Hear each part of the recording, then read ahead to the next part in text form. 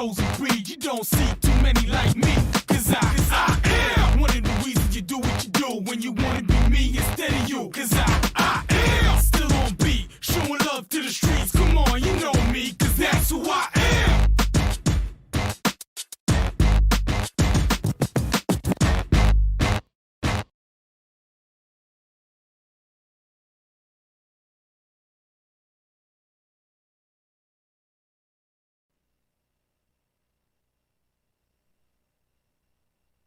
And good evening, everyone, and welcome to the Redzone channel, KTCBroadcasting.com. We got some games flipped to you guys tonight. Vesper City at Thomas Jefferson, Bunker Hill at Lincoln, Cherville at Shelby, and Crest at Ashbrook tonight.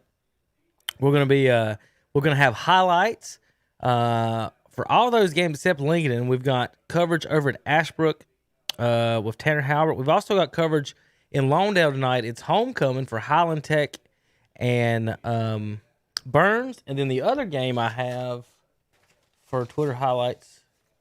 7-0 Shelby. Oh, okay. Shelby leads 7-0 on the first play of the ball game. 7 seconds into the game. So there's your updated highlights. 7-0 Shelby leads on the first play. Then we got West Lincoln at Bandy's. We got highlights of West Lincoln at Bandy's, the game of the night tonight. Austin Bailey up there tweeting for us and on WCSL. All right, so we're gonna get on out to the field, and we'll be and then we're gonna jump around from game to game, and then I'm gonna let you guys follow along on KTC Broadcasting, and we'll get you guys set up and going here. Hey, Calvin. First game we're gonna go out to. It's already 7-0, and Ironman Trail. Well, they're in commercial, so let's go ahead and switch over to Lincoln for Bunker Hill at Lincoln, and see how this goes for a minute. Few receivers to the near side. There we go. One of them's not directly covered. They do throw it in the slot there, but it's off the hands of Smith. Probably would have been short of the first down anyway. So an incompletion on 3rd and long, and that'll bring the punt team out for Lincolnton. So the Wolves pick up 1 first down, and then a 3rd down penalty sets up a 3rd and really long, and that'll do it for the first Wolves possession of the night. Yep. So, like you said, punt team coming out here. Bunker Hill receiver back at his own 31. Snap, digs it out of the ground, gets it off pretty well though. Fielded at the 35. Yep, he's going to run it. Out across midfield. And he gets it all the way down to about the 43 before he's brought down. Yeah, that's a good run back. McCleve on the return there for Bunker Hill. Takes it to the Lincolnton 43-yard line. Yep. So good field position for the Bears to get this one started. Just under 10 minutes to play here in this opening quarter. We'll get our first look at the Bunker Hill offense led by senior quarterback Carson Elder. Yep.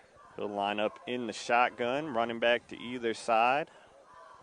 And he hands it off to Robinson. Yep, and he's got a little bit of room, and he's going to be tripped up right.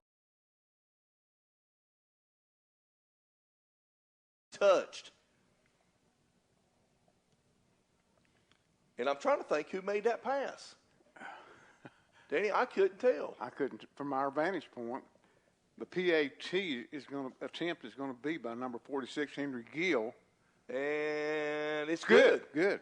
Tie ball game, folks. 7-7. We'll be back right here on KTC Broadcasting. It's time to take your top down. No, not that top. Your convertible top from your new convertible from Iconic.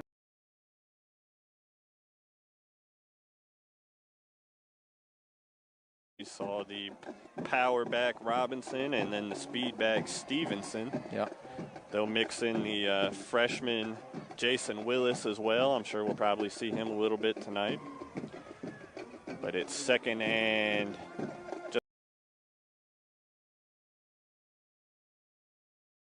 Through Saturday, 10 a.m. till 6 p.m. Sunday afternoons from 1 to 5.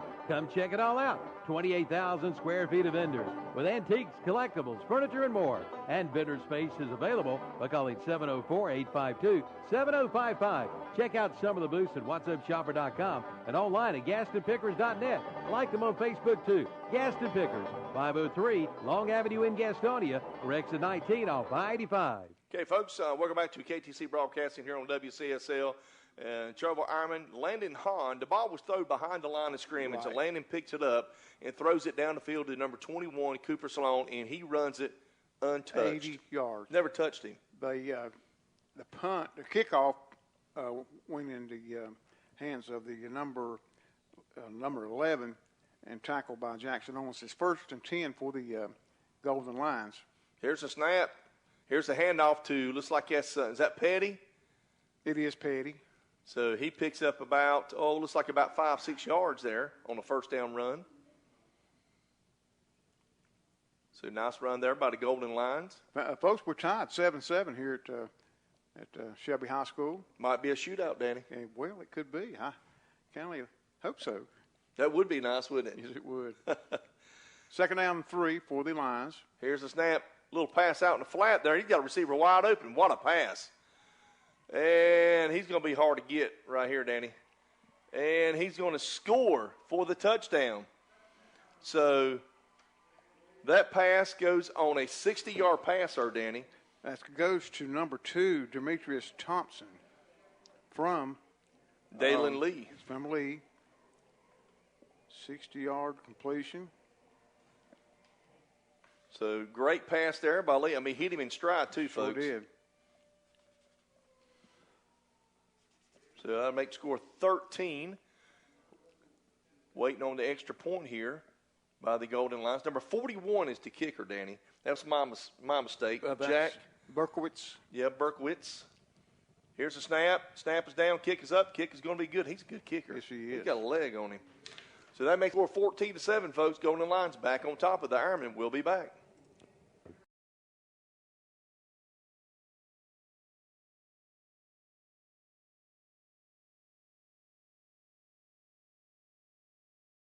And that'll bring up 4th and 11 at this point in the field. It looks like right now the Bears are going to go for this. I mean, they got 11 yards that they got to get here, but they're going to kind of like no go for land, it. Yeah. So they'll go for it on 4th and 11. Again, 3 receivers to the near side of the field. Elder in the shotgun. Trying to maybe set up some kind of wide receiver screen here. Looking it was for there. his tight end, but there's Kamani Heath with the sack on 4th down. Turnover on downs for the Lincolnton defense. That'll hand them the ball at the, 41, 42-yard line. So good starting field position here for the Wolves coming up.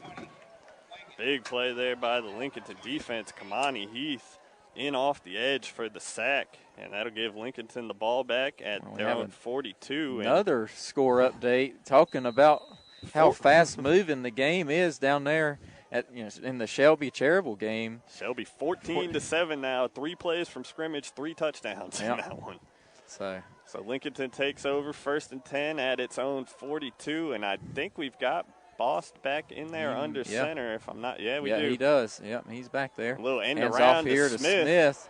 He's got a little bit of room, and he's down to about the 49. So there we go. 9 yards on the first down run there by DeAndre Smith. Well, they mark him at the 50, so give him 8. 2nd and 8, or 2nd and 2 coming up here. Ball on midfield, so Boss now in at quarterback. Maybe just a disciplinary thing, possibly having to sit out the first drive. Maybe they'll play 2 quarterbacks throughout the game. We don't know. We'll keep posted throughout, obviously. Yep. 2nd and 2 at midfield here for the Wolves. Wingate in the backfield. I could take a guess here. I would say they need 2 yards. He's a pretty good guy to give it to in these kind of situations. Then they do. Yep, he's going to run some guys over and get down to about the 42-yard line before he's brought down. So he gets the job done. He needed 2. He needed to get to the 48. He got it down to the 42. So 8 yards on the carry there for Wingate. That's a Turner Hauser Insurance first down for the Wolves into Bunker Hill territory at the 42-yard line. Yeah. So Lincolnton having some success running the ball against this Bears defense that hasn't allowed a point since the very first game of the season, coming off back-to-back shutouts in their last 2 games. Yeah, they're doing a good job kind of trying to get to the edge, especially with DeAndre Smith right here. Boss is going to try to keep it himself, and he's going to be brought down, maybe lose just a bit there. Yeah, so. Maybe lost a yard on the keeper there for Andre Bost. That'll bring up 2nd and 11 at the 43 now for Lincolnton. Yep. So the defense comes up with a big stop for the Wolves on 4th down, and now if the offense could turn it into some points, that'd be just about a perfect start here for Lincolnton tonight in this conference opener. Yep. So Anthony Odom, the receiver out wide, got the play from the sideline, told Boss. Here's the snap. They hand it off to Wingate, and he gets down to about the 38, 39, somewhere around there. So he picks up a few there. Yeah, a gain of about 4 on the carry there for Wingate down to the 39. That'll bring up 3rd and 7 for Lincolnton. Probably 4 down territory here. Yeah. Like Bunker Hill on the last possession, kind of no man's land. Too far for a field goal. Maybe punt, play field position. We'll see. Yeah, we'll see what they do here. They obviously like to be able to just get the first down here, but if they are stopped, I do feel like they'd go for it. Here's a little bubble screen, but it's blown up. Probably lost a yard or 2, maybe. Maybe 2 there. It looks like it is going to. One ref standing at the 41, so that will be a loss of 2 on the play. Yeah, that was Nehemiah Lynch, the receiver on that little bubble screen. That brings up 4th and 9 here, and it looks like Lincolnton will lead the offense out there. Yeah, that's what they're looking like they're going to do here. Ball on the 41.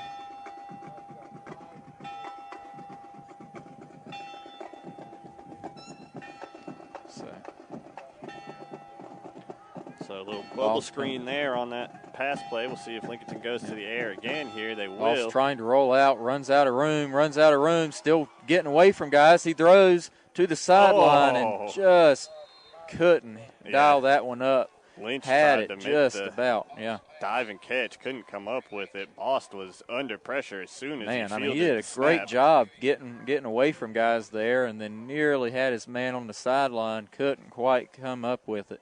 So the Wolves turn it over on downs, and Bunker Hill take over at the Bears 41. Yep. We'll step aside for just a second and be right back. For advice you can trust.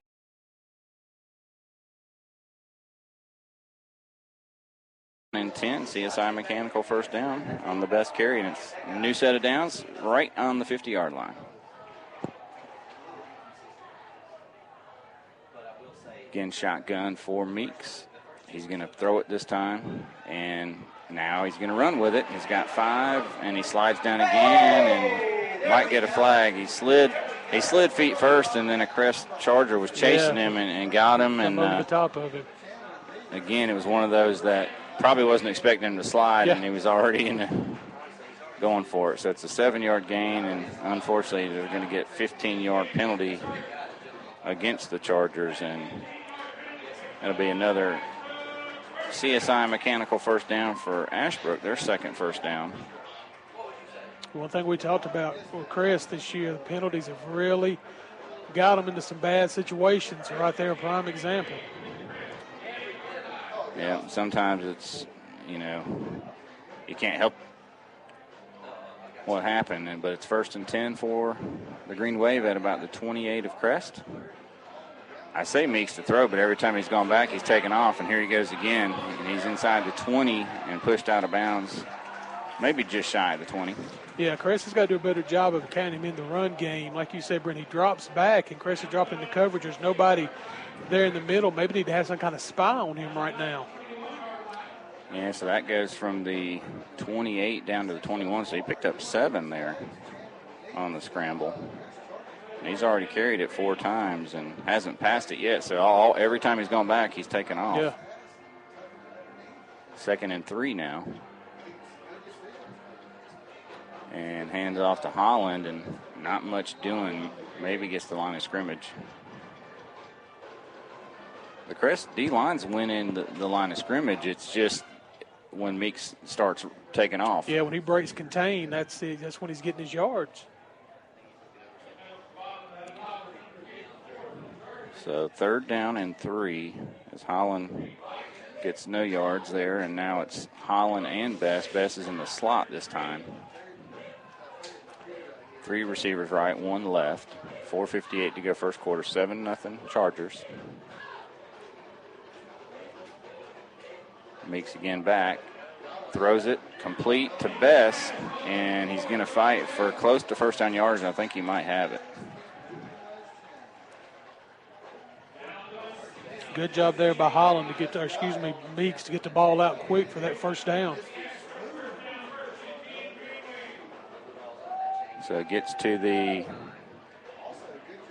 17, so he only got 4, but he only needed 3.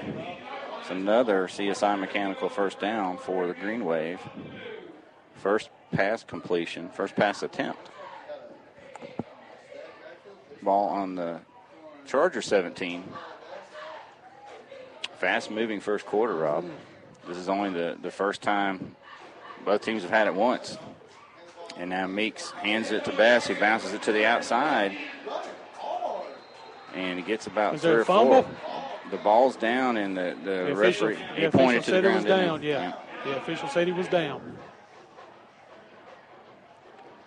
So let's see what they give him. I think he got about 4.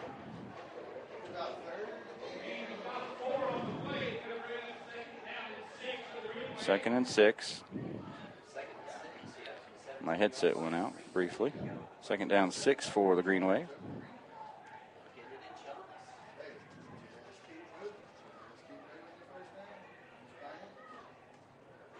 And handoff around the right side to Bess, and he cuts it in at the 5. Met at the end zone, but he gets in. Touchdown, Green Wave. I tell you what, give the right side of the offensive line for Ashburn. They did a good job of sealing that in to spring him for that touchdown. So Green Wave within a PAT of tying this one up at 7 apiece on the No Malarkey Mr. Sparky scoreboard. Really nice run by Bess. Let me add up the yardage for you. 13 yards.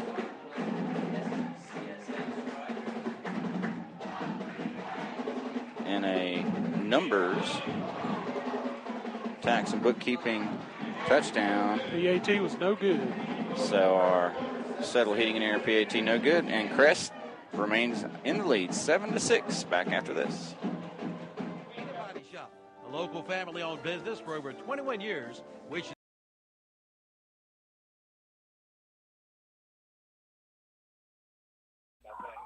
Oh, I don't think we're on the air right now.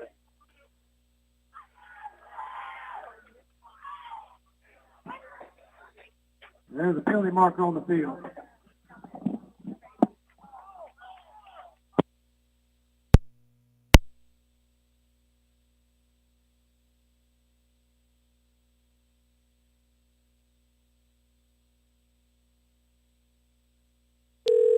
Glad you're not.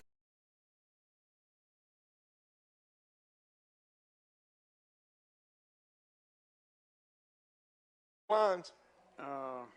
He's coming back upfield, Tim. I'll get his number. Either 13 or 15. Wow. He's definitely a teen. I guarantee you that. Tim, I tell you what, it's so hard to see these numbers. You can't. Shelby's jerseys are solid black, folks, and they got yellow, kind of a golden yellow number. Okay, Tim, number 19. Number 19. That's P.J. Hopper. P.J. Hopper. With the pick 6, he runs it back about 30 yards. Okay. So that'll make the score 20. Or what's going on here? What? They've not put it. Must have been a penalty. Oh, it's not on. Holding on Shelby. So that'd be a first down for the golden. For the. No. Is that after? After. After the play. Yeah. Okay. Yeah. All right. Yeah. So touchdown, no good. Holding on Shelby. So that'll be first down and 10. Ball's marked on the 32-yard line. Here's a snap. Lee gets rid of the football under pressure. Well, I tell you what, Caden Beaver, number 7, he's playing. He's having a great game tonight. He had him tackled in the backfield there, did he? He's about a half a split second late, or he'd have had him sacked. He hit him hard too, folks. He sure did. That was a pickup, what, Tim, of 8 yards? 8 yards. So it'll be 2nd down and 2. Here's a snap to Lee. Lee hands off, and he's going to be stopped. He's going to lose a yard or two, Danny. And that tackle is Ironman number 21, Tim. Cooper That's Sloan. Cooper Sloan, who scored a touchdown for the Ironman. I tell you what, Danny, defense is playing great tonight. Playing pretty good. They sure are. 3rd down and 1, folks. Look for a passing play here, Danny. Oh, I would think so, Tim. So 3rd and 1. Lee the quarterback. Here's the snap. Lee hands off, and he's going to pick up the 1st down and possibly more. And he is hit hard about the 6-yard line, folks. He gets down there, so it'll be 1st and 10 for the Golden Lions. No flags on the play. That was Landon Hahn on the tackle, saving touchdown tackle. So 1st and goal on the 6-yard line for the Golden Lions inside the 10. Here's a snap by Lee. Lee hands off again to the lone running back. He takes it in for a touchdown. See if we can get a number on him. Folks, it's impossible to see these numbers. 22. 22 it was. Looks like, 22, Danny. Bryson Key. Key with the touchdown run there. Scored 20-7 here on the first quarter. 3 minutes and 53 seconds left. Shelby can score for so many different ways. Sure can. I mean, they can score throwing the ball, running the ball.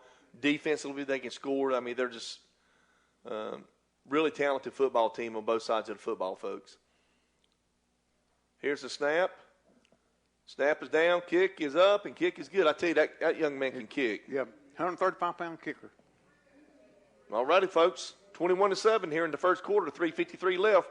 Tim Johnson, Danny Aker. We'll be back right here on KTC Broadcasting. Yes, septic tank problem.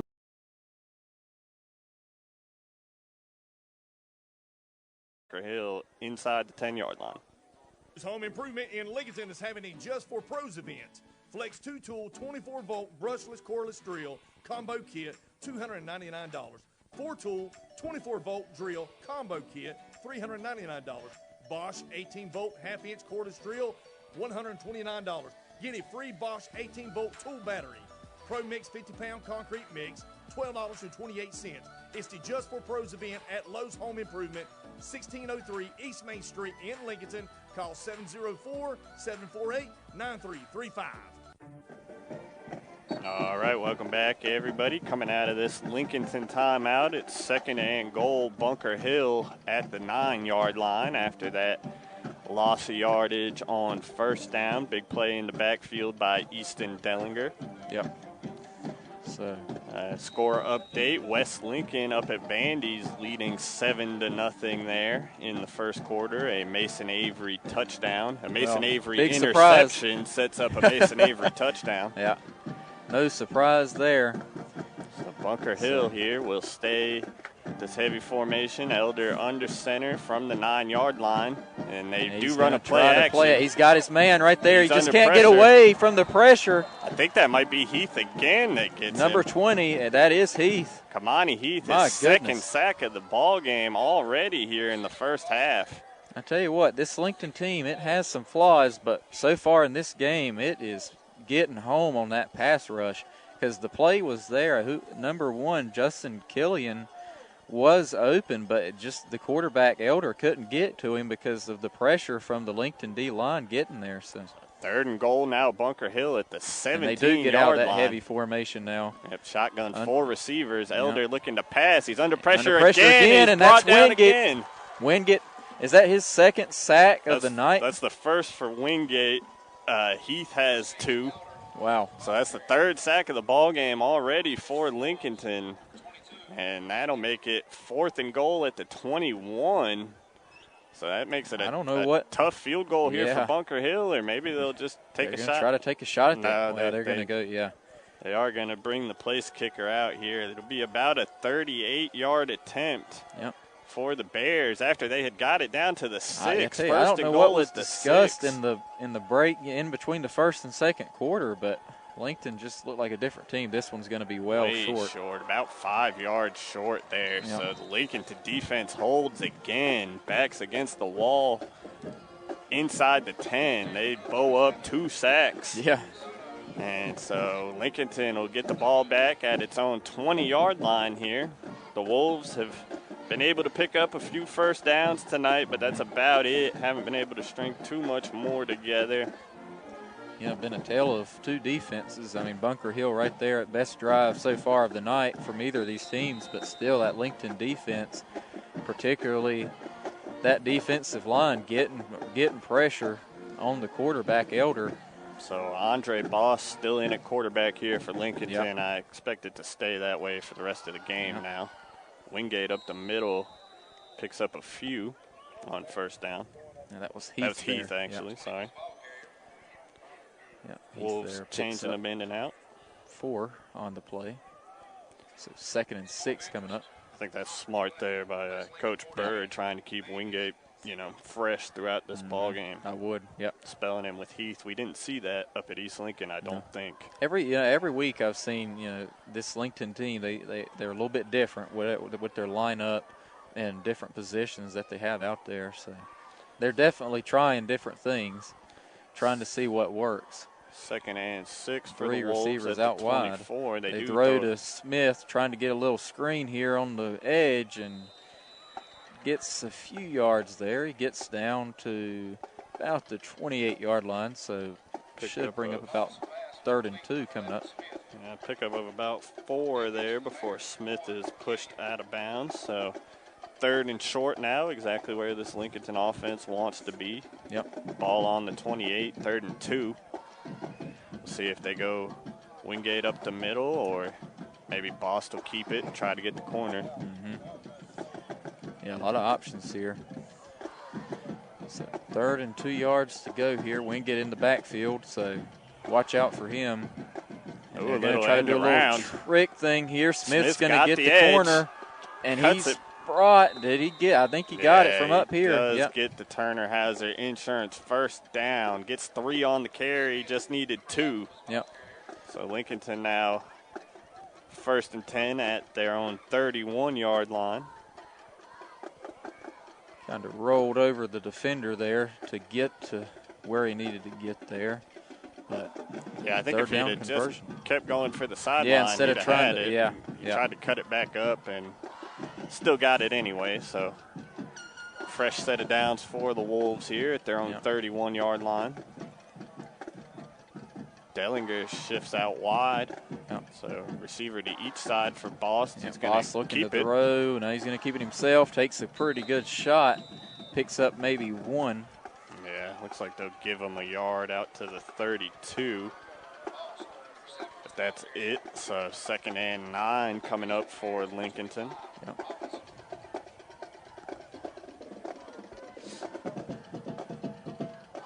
So we've seen Wingate have some success up the middle. We've seen Smith get it going around the edge. Bost is kind of the last piece to this running game if they can get him going.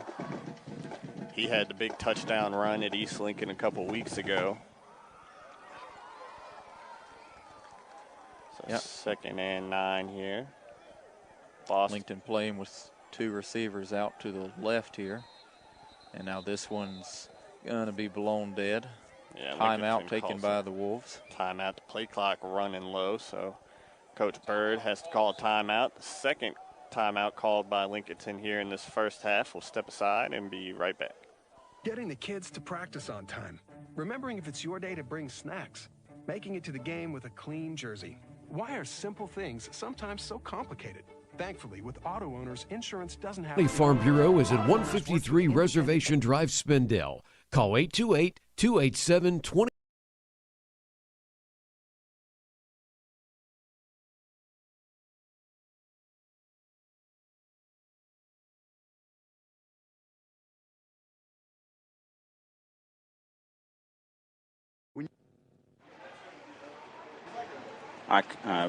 what did we have? We had a numbers, tax, and bookkeeping touchdown. That was a 10-yard run by Chandler Meeks, quarterback for the Green Wave. Green Wave on top of Crest, 12-7, 11-12 to go second quarter. Jam & J's Pizza Factory kickoff is bobbled, then picked up at the 8 by Randall Lee Jr. He's out to the 20, and he's not going to get much farther than that. Yeah, bobble, you're on the reception there, and that slows everything down, so can't get ahead of speed going up into your coverage. See if Crest can get something going on this drive. It's a good job by the Green Wave of taking advantage of that great starting field position. Yeah, the field position is so big. In every level, it's not as big, but in high school football, it's such a big deal. 1st and 10 Chargers at their 20. And Maury Adams is going to get it, and I wouldn't be surprised to see a heavy dose of Adams on this drive. Yeah, I think so. Just to kind of settle things down a little bit. Yep. Looks like he gets about 4.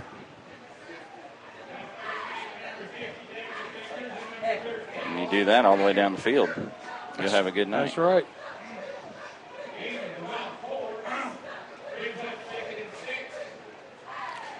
Second down 6. Says here that Shelby leads Cherryville 21-7. And according to Kevin, Shelby scored on the first play of the game. Cherryville scored on their first play of the game. And then Shelby scored on their first play of the next drive. Wow. It was 14-7 with 3 plays. 3 plays. So what happened there? I believe Ashbrook jumped off sides. All right, so 5-yard penalty on the Green Wave. Their first penalty of the night by my calculations. And they're going to throw it out in the flat. That's complete for a first down on the sideline. And out of bounds is... I believe that was Randall Lee, maybe? Number 8. It was... I want to say it was 9. Do they have a 9? Let's see. Yeah, 9. 9 is A.J. Adams. All right, A.J. Adams. Maury Adams' little brother. So first down catch out to the 39. So that was a 10-yard gain. Adams' first catch of the night. Another CSI Mechanical first down. And now Husky keeps it. He's tackled after a short gain on the left side. You got to talk about the yardage you need per play. That was one thing longtime offensive line coach Tony Ray preached here at Crest, that he had the exact number down and preached it to those players all the time. Said if we can get this many yards every play, they'll never stop us. Goals, right? Yes. Second down and 9 as Husky picks up 1. Ball at the 40 of Crest. Moving left to right. And Adams gets a handoff, and he's got 5. He's got 10. He cuts it in. He's still on his feet. He's got a first down into Ashbrook territory. I like watching him run. Yeah, Maury runs hard. Pickup of 12. I mean, I'm sure the other team doesn't like watching him run, but I sure do. But I liked him and watched him on the basketball court as well. Yeah. Time out on the field, Green Wave. We'll take it too. Crest trails 12-7 back after this.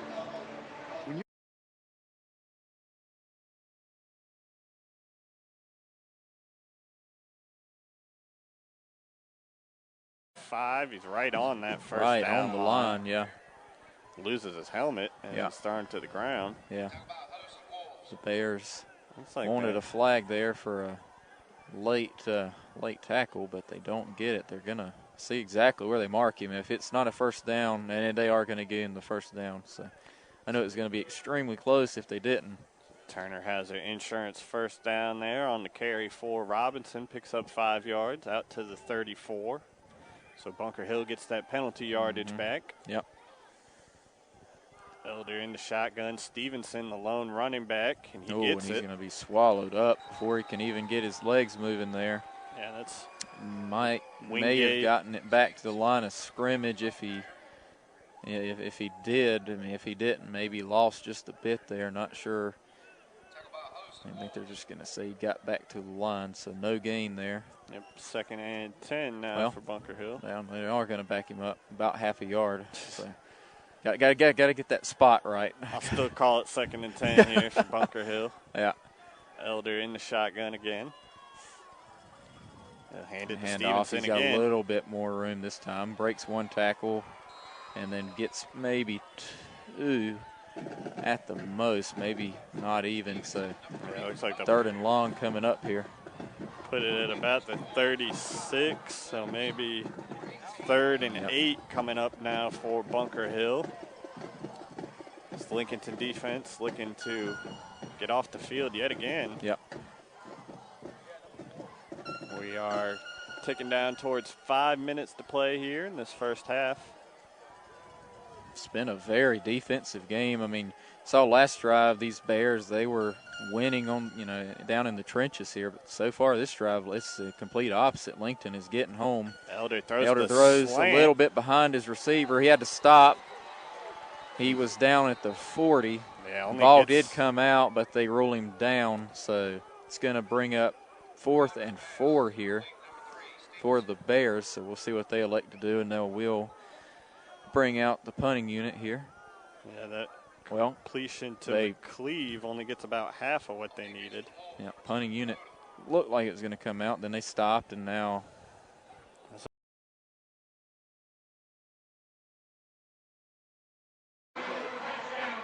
Nitavius Husky from 27 yards out. And I tell you what, the Ashbrook defense thought Adams had it. They sold out for him, and Husky just took it right up the middle to the end zone. Crest back on top, 13-7 on our No Malarkey Mr. Sparky scoreboard with 8:04 to go here in the second. And Areola on for the PAT to make it a 2-point game. Again, Ashbrook has missed both of their point after attempts. Addison is the holder. Malachi Addison. Sometimes those guys don't get much credit. That's right. Gets it down, and kick is good, and Crest leads 14-12. Back after this message. Crispy chicken biscuit, sausage McMuffin with egg, or bacon, egg, and cheese biscuit. It will make you better. Absolutely. So I like what I see out of Cherville tonight. There's a handoff to Cooper Solon. He's trying to get outside. He can't. He spotted a hole there and maybe picked up a yard. He picks up maybe, I think he just got back to the line of scrimmage with it. Get around that corner, folks, and I guess it seems like Shelby with a lot of speed. All right, welcome everybody back to the Redzone Radio Show. Kevin Hastings and I'll just pause that, shut that up. Kevin Hastings and Tom Sinafani here in studios tonight. Tom, we got early scores. I'll let you read those while I get the highlights set up over here. Okay, am I on? I think you're on. Are you on 3? Okay, let me see. Yeah, there we are. I just couldn't have your ears on. All right, right now it's Crest over Ashbrook, 14-12 in a game that's been back and forth early. Thomas Jefferson out in front of Bessemer City, 14-0, and Shelby and Cherryville touchdowns scored on both teams' first play. It was 7-7. First 3 plays, Tom. First 3 plays, and Shelby scored. That's right. On their first 2 plays, Cherryville on their first play. We're going to have those highlights here in just a minute. Yeah, we were trying to figure out the Vegas odds on that. Well, and we missed them on the Red Zone channel, folks, because we were on another game. Yeah. Marching down the field and play. Okay, We'll go over there and check. Now they're in the commercial, so we'll switch back. Come back there in the commercial again. What happened? Touchdown. Well, okay, we'll come back again. Another touchdown. So Shelby now leads, though, 21-7. Yeah, 21-7. I've got to score West Lincoln over Bandy's, and I think that's a big game in that conference, Kevin. West Lincoln up 14-7. Had to hunt a game last week, got one with Ashbrook. Correction on that, Tom.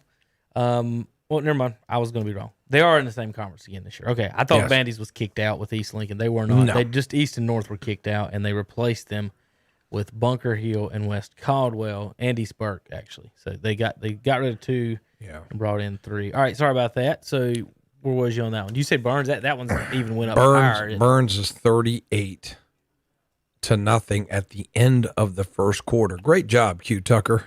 Yep. Great job. Great job planning this conference out. And you wonder why people want you fired. We'll talk about that in the, I guess, more in the postgame show when we got more radio listeners. But yeah, Tom, this conference is going to show what's up with it here in the next few weeks, and it's kind of embarrassing. It's kind of, it's not safe for some of these kids we talked about in the pregame show, and we'll get to that more later on in the postgame. But yeah, right now Burns 38-0 over Highland Tech in a game that shouldn't even be happening. Yeah, I think it might be a good idea to go ahead and run the clock now. Well, I've seen it that way before. Well, honestly, Tom, I said before the season I expected Highland Tech to forfeit. I didn't expect them to even be at the field tonight. I didn't expect them to play against Shelby. I don't see a reason why they wouldn't forfeit. The Athletic Association don't have any power now. They've been told they can't find schools for that. So why would you play against Shelby and Burns, risk getting hurt when you've got to win 1A games that actually matter to get in the playoffs? They've got to beat Cherville and Bessemer to get in the playoffs. They can't be out here getting beat up by Burns and Shelby. Yeah, to be honest, since now I've seen Cherville, Kevin, I don't really think Highland can hang with Cherville. I mean, I think that's going to be a win for Cherville. I don't really know about Bessemer City. I know they're down 14. I haven't seen them. Mm-hmm. But I still see what you're saying, that if you're going to have any kind of feasible chance of getting in the playoffs, it's your 1A schools that you have to beat, and you're going up against a Shelby. And I know on paper, this is what people outside of our area, they just look at, okay, well, they're 2A on paper. But what's your football population? I know we've talked about that on Saturday Sports Talk.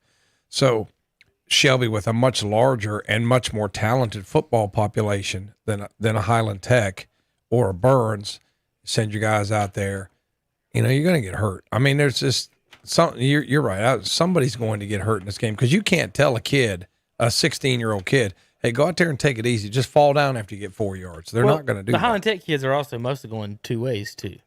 Yes, and Shannon and I talked about that in the pregame. It's that's the big issue is when you got those kids going 2 ways against, for example, so let's say I'm going up against Santana Hopper of Shelby, Tom. I know. Well, on while I'm trying to block him, well, then after this is over, I don't get to go over and rest and think about how to block him. I got to go play defensive line and try to get to the quarterback. It's just so it's not fair, but anyway. All right, other scores, Tom. Okay, so I got the big ones at top. Let me see here. We don't have anything scattered in there. We don't have anything on Kings Mountain Hunter House. Not sure if that game's being played.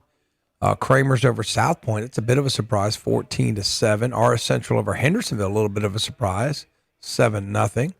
As I said, West Lincoln over Bandy's 14-7. Statesville, do I have that right? Statesville 6, yes. North Lincoln 2. Yes. So two-run homer by the Knights gets them back in the ball game.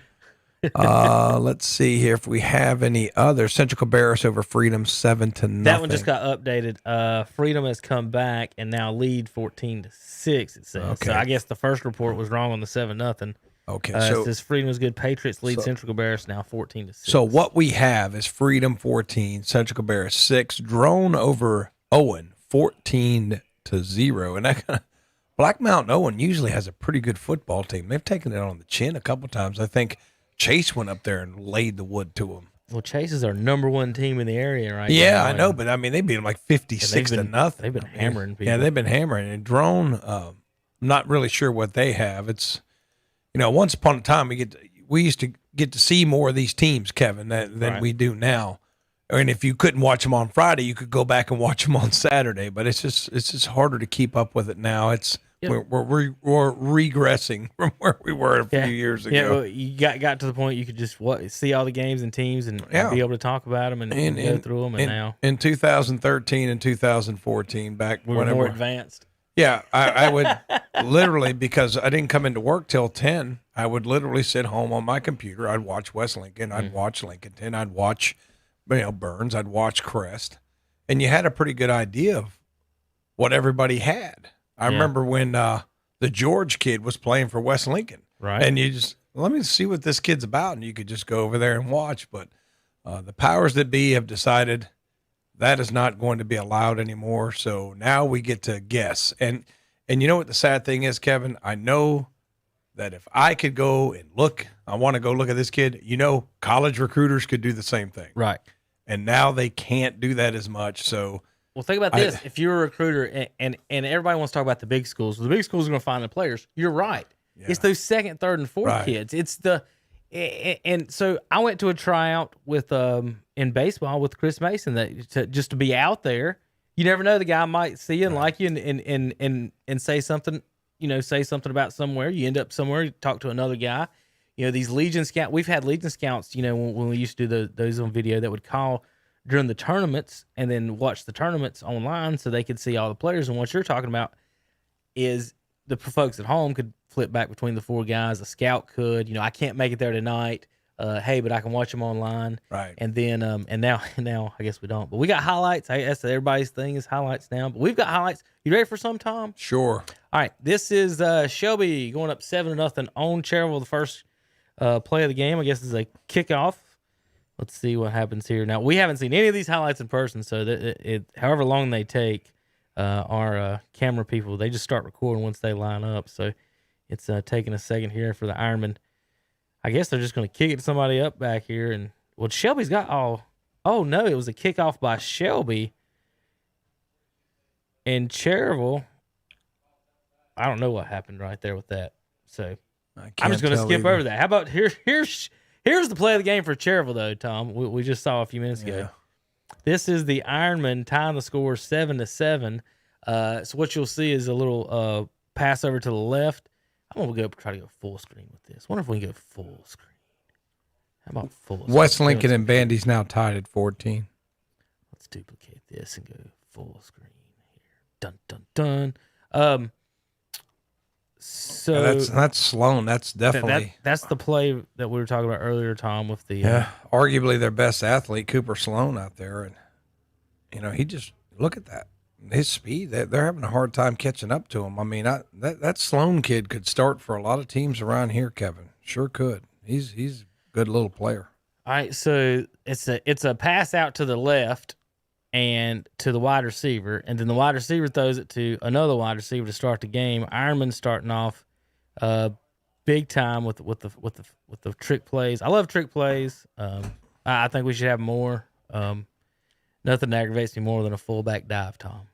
A fullback dive. Yeah, but you don't want to be too gimmicky. But yeah, that's a good play. I mean, even when they don't go fully executed as they're drawn up, you could tell that Shelby was completely confused and lost track of Cooper Sloan on that play.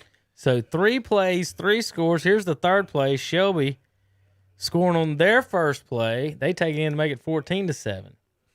This is Ben Mooney with a 60-yard touchdown pass to Ryan Thompson. 2 points good. Makes the score 8-0. It's homecoming at Burns tonight.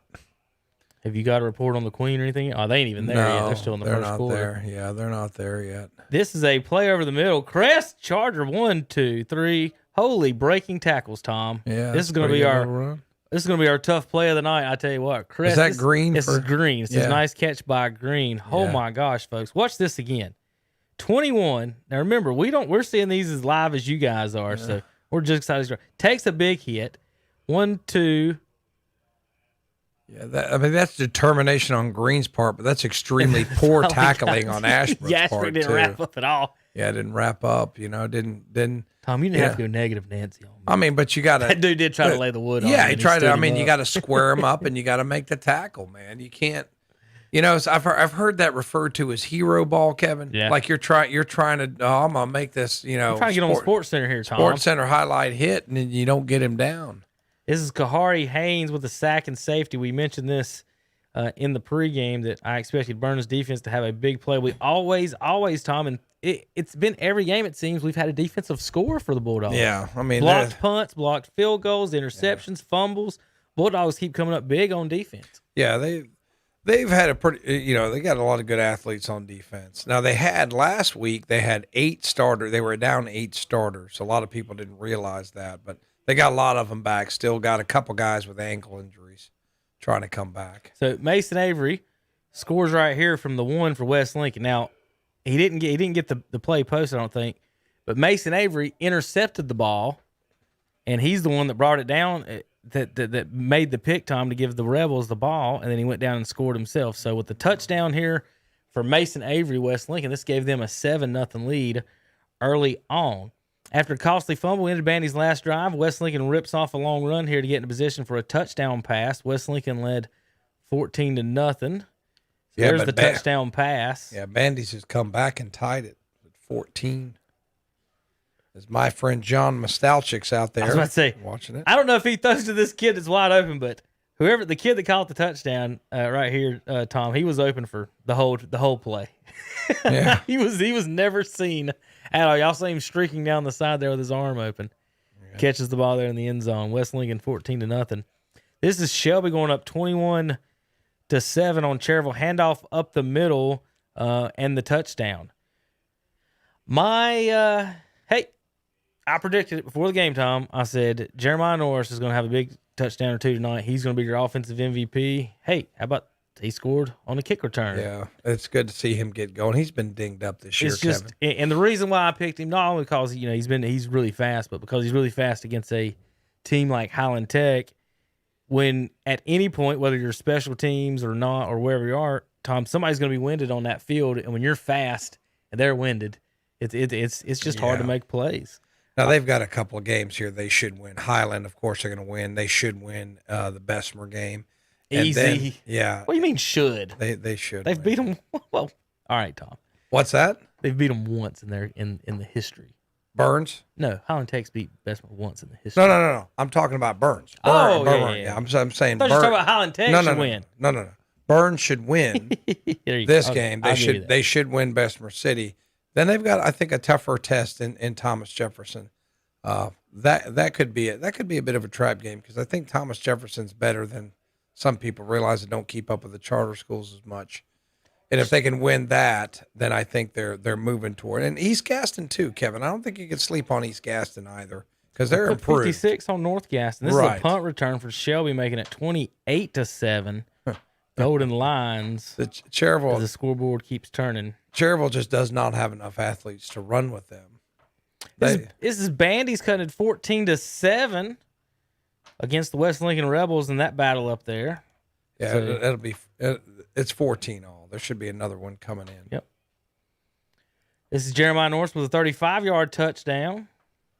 Yeah, nice cut there. Look at it. See how he saw that hole? Yeah, as soon as he got any space in that hole, he shot straight through it. He shot to the right where the gap was and took it in for the score. Good to see him get going. See right there? He sees the hole. He sees the space to the right. That's good vision. And takes it right to the pylon for the touchdown. Or folks wonder where I get in What's Up Shopper, that's our Redzone sponsor, online shopping, local businesses. Want to know where to buy? You want to spend your money locally? Go to whatsupshopper.com. Here's the 14-14, Tom, for West Lincoln. For West Lincoln, yeah. It says after a costly fumble in their own territory, Bandy's is able to caught it on the other side of the field. Yeah, that's what we hate. We hate when our Twitter guy's in one corner and they throw it to the other. He could either be a fantastic highlight or they're way over there. They're way over there. That's just the way it is. This is Shelby going up 35-14. Oh, Cherville scored again, though. On the Ironman. I must have missed it. We'll get back and try to find another one. Glad to see Cherville score with him a little bit. Well, I tell you what, this is Ben Mooney with a 15-yard run, make it 38-0. Not a design run, just a scramble. That was good vision for him there, too. So he saw that little crease to the right, and there was wide open space over there. I was looking at the wrong screen. You're looking at the big screen. Right there, boom, right there, hits that little hole, and there's nobody there. Nobody's home. This is the Cherville 28-14, Tom. This is the Ironman scoring again on Shelby. Yeah, in a game you're overmatched, you're looking for victories within the game, and the fact that they've put a couple touchdowns on them, I think that's good for Cherville. So Ironman goes play action and then throws it to that running back coming out of the backfield. So it's good play design. So the linebacker bit hard. Yeah, that's good play design. On the fake, and then let the running back run right by him. There he goes. Whoop, into the end zone for a touchdown. So that might have even been the defensive end with that responsibility. Where's the safety help? I mean, there's nobody there. Well, yeah, let's go back and look at that. This film study. Yeah, where's the? See, well, it looks like they got a Safety's back safety. there. Oh, he's back there. And then he comes up on the play fake too. Watch yeah, it. he sure As did. he took a step, here comes that running back at full speed. He actually took 4 steps. Yeah, he sure did. He bit on the run, didn't he? He bit bad on the run. He bit on the run, just like the guy, and they both quit looking at the guy that was fake to and looked to the right. Yep. So they bit, and then they all went right, and then the running back went right by him in the corner on the backside, tried to make the play. So another great draw up by Coach Pruitt. It's good execution, too, because that throwback screen, you'll see it. But you got to sell the fake, and then the guy's got to, get himself out there, and then, let's catch the football, too, which he did. This is the Chargers going up 14-12 on Ashbrook. As you can see, a kind of a slightly busted play, bad snap on low. And the quarterback keeps it and goes the other way. I bet he was supposed to hand that off. That's just when you're just a great athlete. You can make that play anyway. All right, there's our highlights from around the area. We'll get the scores posted, folks. You can follow along on What's Up Shopper on Twitter. Hashtag KTC Sports. Let's get do I got any more loaded up? It's not. Look, let's see. It says 10. Let's get a refresh and see if any more come through in the last few seconds. No, I don't think so. So those are our highlights here so far in the first half. We're going to get you out to the field for some more action on KTCBroadcasting.com.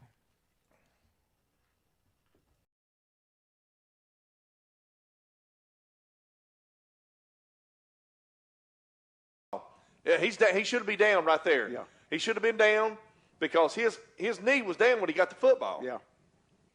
So if I was Coach Pruitt, I'd argue that. They're not going to call it, Tim. Folks, he touched the football. At about 29? Yes. But the 29, he touched the football, and then he went to one knee and picked the football up. He's automatically down right there. Yeah. So I don't know why they didn't call him down on the 29, about the 28-yard line. So he actually gained, Tim? 13 yards on that. Yeah, 13 yards, but that's on the officials there. Well, they got look at the receivers, Tim. Three trips to the left, yeah. 2 to the right. Here's a snap, looking to throw the football to the left side, over to the got a receiver open, and he breaks a couple tackles, and he's going to have a first down. That is Isaiah Bridges with the reception for a first down. Yeah, Coach Pruitt, I see that on the film. When he gets film this week, he'll look at it, and he'll probably look at it tomorrow, or maybe Sunday, and he'll see with the receiver with the punt return. Here comes the pass play, good pass there, and he's still going close to a first down there, Danny. Yeah. See if I can get his number. So 35-14, under 4 minutes.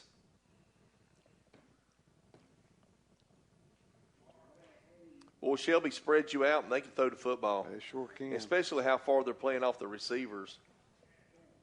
That was Thompson on the reception. Man in motion. Here's the snap. He drops the football, picks it up, throws it across the middle. Got a man open. Touchdown. That's Bridges.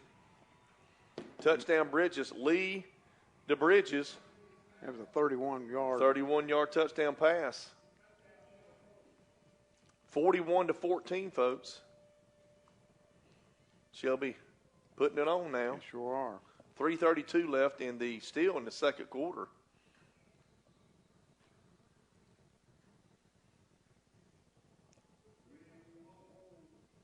So Berkowitz will attempt the extra point here. Well, they got speed, Tim. They can outrun you. They can. Here's a snap. Snap is down. Kick is up. Kick is good. So that'll make the score 42-14 right here for you on the KTC Broadcasting. Golden Lions on top of Ironman. GSM Services is proud to sponsor high school football. GSM helps people live better through improved comfort, health, and energy efficiency. They provide high-quality home and commercial improvement services, such as heating. An overtop pass because they have been pretty much keeping this Wellington Wolves offense on lockdown. Yep. whenever they're trying to do just short runs and just a bunch of, like you said, bubble screens to the outside, they've been swallowing it up before it can even get going. So yeah, everything tonight for Lincolnton has been behind the line of scrimmage, whether that's run plays or, like I said, all three of the completions have been on just little bubble screens in the slot. DeAndre Smith, 2 catches, no yards. Nehemiah Lynch had the other catch, went for -2 yards. So just nothing to speak of in the passing game for Lincolnton so far. On the Bunker Hill side, a little bit more yardage to speak of. We've seen them go up and down the field a couple times, although Lincolnton has been stout defensively inside the 20. Chad Stevenson leading the way for Bunker Hill, 8 carries for 53 yards. Fellow senior Caden Robinson, 9 carries for 49 yards. Those two leading the rushing attack for the Bears. Again, not a whole lot to speak of in the passing game for Bunker Hill. Carson Elder just 2 of 3 for 4 yards. I think those 4 yards just about came on that just kind of short pass that was a little bit behind him that went down to the 40. Yeah, 3rd and 8. They threw a little slant pass, got 4 yards, ended up having to punt. Yeah, that's been the only positive completion for Bunker Hill tonight. Again, 2 of 3 for 4 yards for Carson Elder. He's been sacked 3 times, so not a lot of time for him to throw back there. Kamani Heath, 2 sacks in the first half.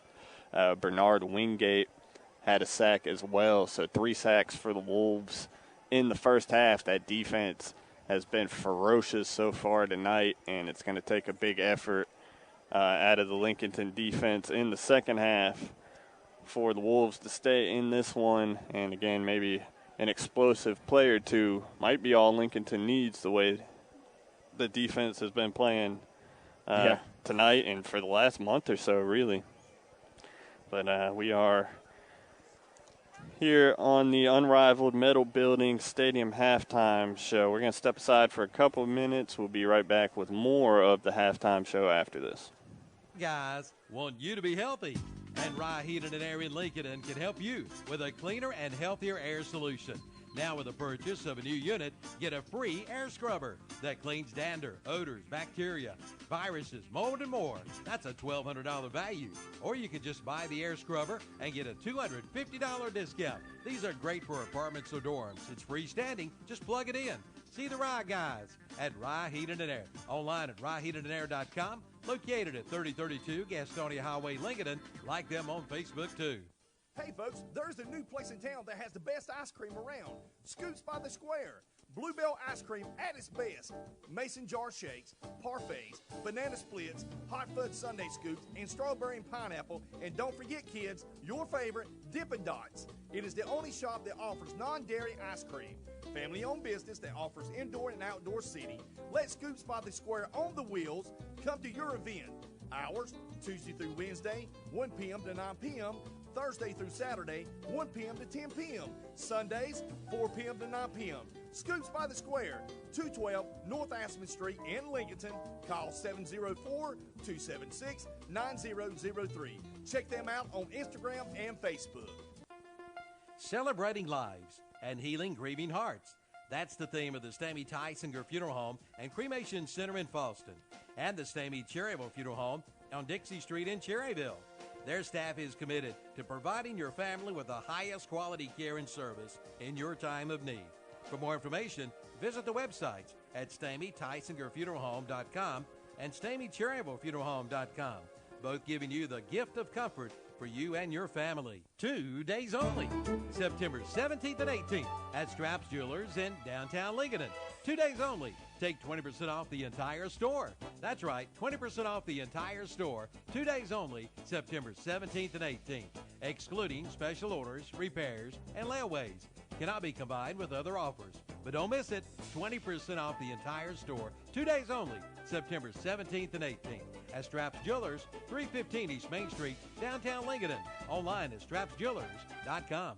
Tableco in Lincolnton is a marketplace of hospitality, boutique, and event planning. In their current space, they offer women's retail, clothing, jewelry, local handmade items, accessories, home decor, and gifts. It is a boutique for men, women, and children. They also offer a full range of event and party planning services. Here at Tableco, they believe deeply in building and growing communities. Hours of business, Tuesday through Friday, 10 a.m. to 6 p.m. Saturdays, 10 a.m. to 4 p.m. 2498 East Main Street, Lincolnton. Call 980-429-2043. Let the ladies at Tableco be a part of your next event. Need metal. All right, welcome back, everybody. You are listening to the Unrivaled Metal Building Stadium halftime show. We are coming to you live from Lincolnton High School tonight, where the Wolves trail the Bunker Hill Bears 3-0 at the break.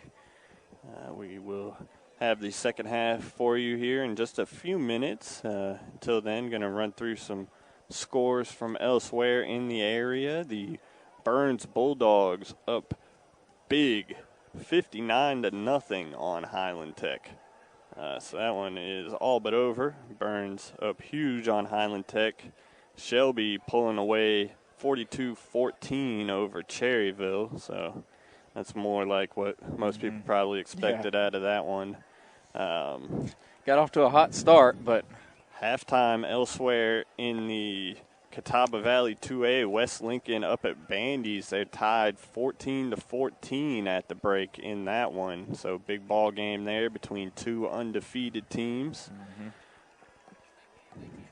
Crest is at Ashbrook tonight. Last update 10 minutes ago, Crest leading 21-13. So just a few updates from some of the games going on in our area. Games on the other stations. WOHS, that's the Crest at Ashbrook game, so you heard that one. WAGY, Bessemer City at Thomas Jefferson. And then on WCSL, we've got the Cherryville at Shelby game.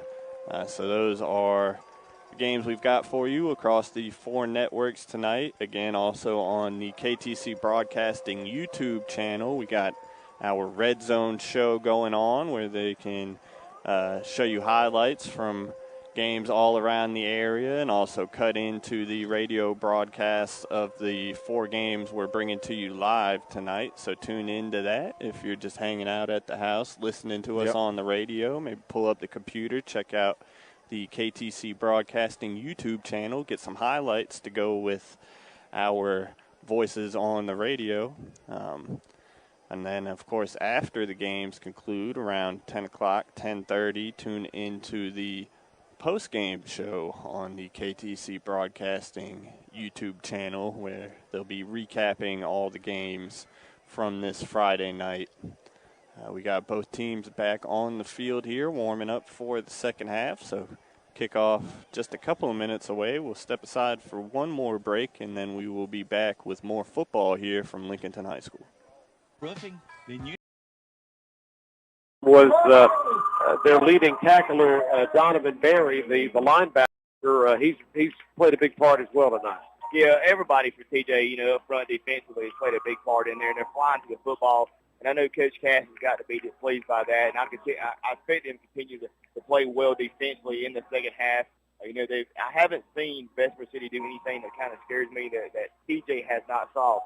Now, Coach Cass mentioned in the pregame he's got to worry about maybe them catching something on a play-action pass that they mentioned. They've done that to them, a couple of times throughout the years or whatever. But, right now TJ is playing very sound defensively. If they can continue in the second half, it's going to make it very hard for Yellow Jackets. We're going to step away for another break. Congratulations to this team being recognized tonight, the state champions girls cross-country team for Thomas Jefferson as they celebrate them going off the field right now. Will the Thomas Jefferson football team go to 3-0 tonight? Well, so far so good. The halftime score on the McDonald's scoreboard, they lead Bessemer City 14-0. We'll continue with another segment of the Hero of Rutherford County halftime show when we come back in 3 minutes right here on your True Oldies channel. At United Bank, we love the remarkable. With United Rewards checking, you get cash back on purchases made at your favorite selected retailers, movie and theme park ticket discounts, and much more. Now that's remarkable. Open your new United Rewards checking account today. Visit a United Bank office or open online today at bankwithunited.com. United Bank, $50 to open, reward activation required. Member FDIC. Wouldn't it be nice if you could go look at a new car or truck and you didn't have to worry about getting caught up in those games that waste half your day? Well, Friendship Nissan and Friendship Chrysler, Jeep, Dodge, Ram, and Forest City is different because we're fast, easy, and transparent. We have over 300 new and used vehicles on the ground with clear choice.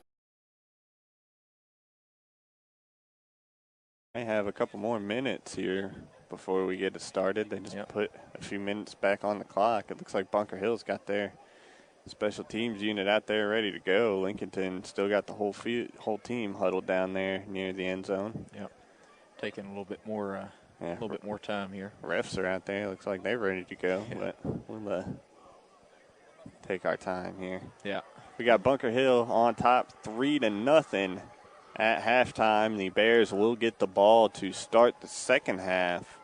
I will say I did not expect. I mean, I could have seen this being a little bit of a defensive game, but I didn't expect it to just be a complete defensive just showdown like this has been so far. It's been very impressive by both of these defenses. Playing right into Lincoln's hands, if you ask me. Their defense is the strength of this team, or has been so far in the early season. And they've got Bunker Hill right where they want them. Like I said during the halftime show, just one or two explosive plays might be enough to do it. And this Lincolnton team has the athletes to get it done. They just got to open it up a little bit. Bunker Hill, we've seen they've had success running the ball, whether that's out of the shotgun or that heavy formation with the fullback and two running backs. They've been able to run it either way. They just haven't been able to get the pass game going. And a lot of that's got to do with the pressure that Lincolnton has been putting on Carson Elder. 3 sacks in that first half. If they can't block it up better than that, we might be in for more of a defensive struggle here in this second half. Yep. So the Wolves getting ready to kick it off here to Bunker Hill to get us started. Yeah. Bunker Hill, a lot of players up near the midfield, just making trying sure. To look just then at the Lincoln sideline. We were talking about Bernard Wingate. He's been a huge part of this Lincolnton team all around, and he got.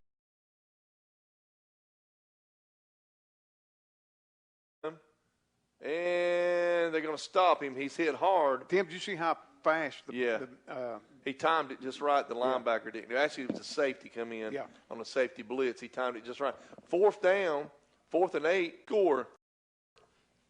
49-14. Stay tuned to the Stadium Halftime Show. Danny, I have all your stats and so forth right here for you on KTC Broadcasting. Thank you.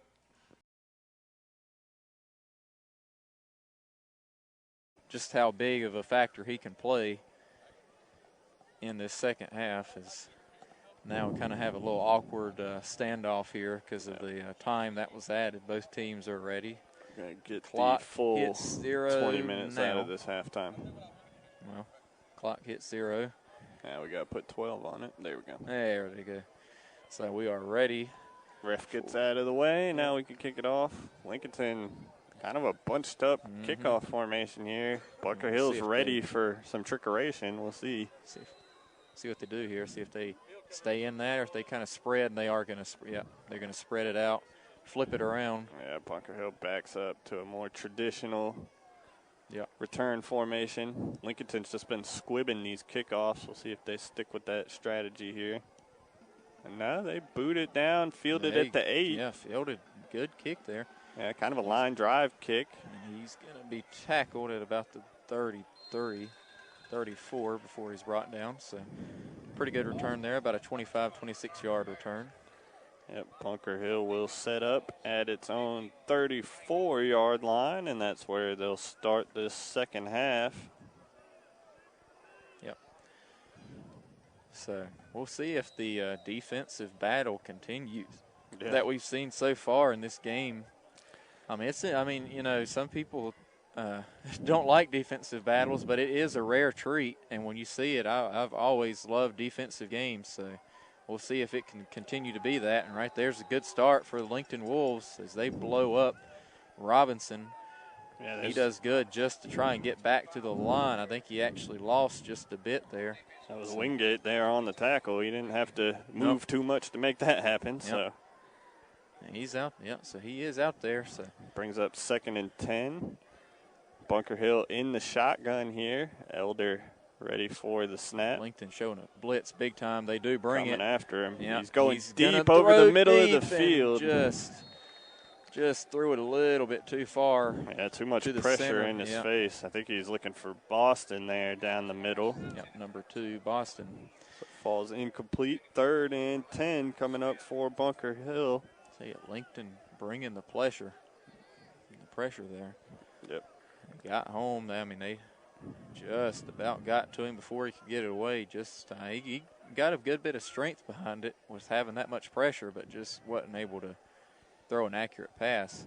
Yeah, too many guys in his face. So 3rd and 10 for Bunker Hill at the 34. Yep. Elder in the shotgun. 3 guys out wide, maybe looking like some kind of little wide receiver screen formation here. Motions Robinson out wide as well, but Bunker Hill's going to call a timeout before they. The ref's going to say, one ref said delay of game, and then the other says, yeah, they called a timeout. Yeah, they'll give them the timeout. So Bunker Hill has to burn one early here in this second half. We'll step aside for just a second, be back with 3rd and 10. Rail Corporation in Newton.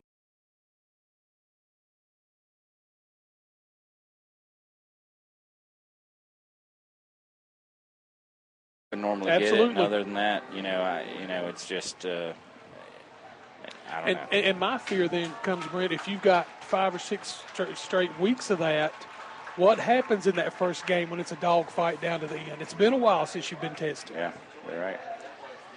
Yeah, we'll see how this plays out. I know it's good for what you would call the non-revenue sports. Those are going to be competitive and have been already early on in the school year. But, you get into football, maybe basketball. And, Brent, maybe that's what the state should look at doing. Maybe we start considering football its own animal. Maybe football conferences look different than the rest. Let's say you can have a conference where Shelby, Burns, Kings Mountain, and all those guys are together in a football conference, and then in the non-revenue sports, like you said, we go to the Big South Conference or the conference Shelby and Burns, and now maybe football needs to become its own animal. Yeah, that's a good point, I think. God, who wouldn't love something like a Lincoln Cleveland County Absolutely. Conference? I mean, that's some football right there. Kevin sent us some more scores. The only one that's and I can't remember you saying this one, but you probably did. RS 21-21. Yeah, I did not have that one. With Hendersonville. And, Hendersonville's the team that knocked Shelby out last year of the playoffs, and they were rolling up everybody until they played that South Carolina team last week. And RS Central hanging right with them, 21-all.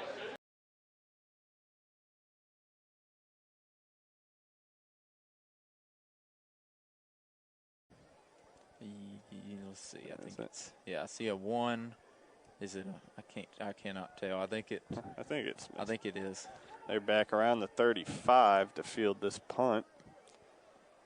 And Odom will take it at the 39. He's wrapped up to immediately. About the 40 with forward progress, but they're going to say he's down at the 39 or so, somewhere around there. So a pretty good starting field position for Lincolnton here for their first possession of this second half. So Boss, the sophomore quarterback, leads the Wolves out onto the field. Looks like we got Wingate and Kamani Heath in the huddle here. They've been kind of shuffling in and out at that fullback position, but they'll both be in the formation here. Lincolnton goes real heavy. Yeah, they do. They got big number 62, I believe, at fullback. They'll give it to Wingate. Little pitch to him. 62 is a blocker. Wingate's got some room. He is fighting all the way down. Out across midfield, Wow. picks up 13 and a Turner Hauser Insurance first down on the first play from scrimmage for the Wolves. Wingate loses his helmet and comes limping off the field after that big first down run. Tell you, I know you can see just his body language. He's not 100% after whatever happened in the first half, but that right there, it was just a powerful run. And So Lincolnton into Bunker Hill territory still at in the that 48. really heavy formation. This time they hand off to Smith, and he is not going to have the same fortune he gets that a Wingate just yard. had. Yeah. And Now a late flag comes in. Maybe a little extra curricular activity after the whistle. Here. Personal foul. Goes against Lincolnton, so that's a killer. Back him up. I'm not sure. 15 yards. Not sure what happened there, but something happened. It was really late. Yeah, Personal foul. After the whistle. Lincolnton. Yeah. So that'll back him up a ways. That's the first real big mistake we've seen out of Lincolnton tonight. Yep. That's something we talked about in the pregame, not hurting yourself, no self-inflicted errors. That big 15-yard penalty negates that big first down run Wingate had, and now sets up first and a mile, I think. 32. Yeah, it's a big penalty. Is that right? I think it should have. If it was at the 48. Yeah, they've turned into a 20-plus yard penalty. I'm not. Yeah, I normally personal fouls are 15. I'm not exactly sure what the penalty was, but it was a big one. And it's still second down. Yeah.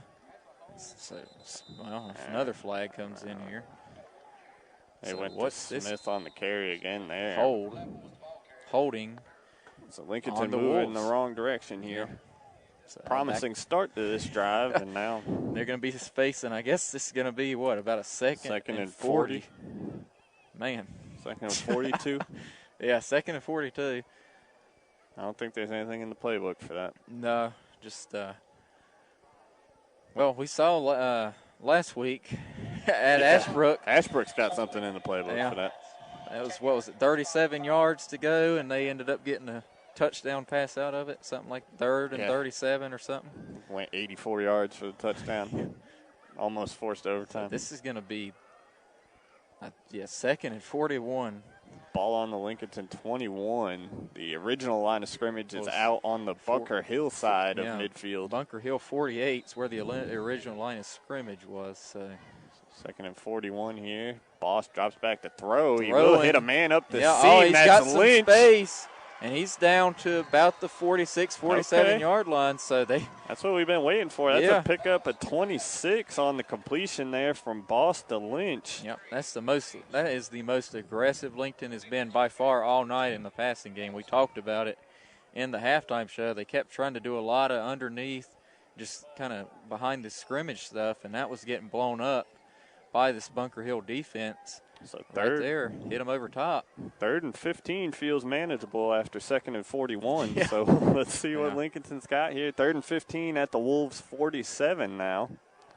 Yeah, picked up 26 yards on that play. So Odom and Dellinger, the receivers in the formation. Boss is going to look keep like he's going it. to try to keep it himself. He's trying to make something happen. He tosses outside, and that is going to gets maybe a yard out of that. And that'll bring up 4th and 14. So questionable call there. Got to think. I mean, unless they really felt as though they were going to have a lot of space there with that option. Definitely did not work It out. did not, yeah. It looks like we're going to get an official timeout here. I don't know why the official's calling a timeout, but he is. So we'll step aside for just a second, be back with what looks like a Lincolnton punt coming up. Stay tuned, everybody. 34. That's right, 1934. Watson Insurance Agency has been providing the people quarterback, of our area. But it went to the wrong guy. It was the defender of Dakota Twitty, and he went 35 yards. Gilling hit the PAT, and that's your latest Mi Pablito scoring summary. Back on offense is Bessemer City, and here comes the guy that has done so much good things, Justice Cooper, for his team. Not been very effective here tonight. He's not even run the ball much, but they're getting him involved now. And JB, he's got a short gain to the 35. Yeah, number 52, Justin Watkins. We've called his name a lot tonight. Number 54, Walt Moore, in there in the stop for TJ. Once again, they're just strong up front. There's no running lanes for the Bessemer City running back tonight. 2nd and 7 here for the Bessemer City offense. Coming to the ball.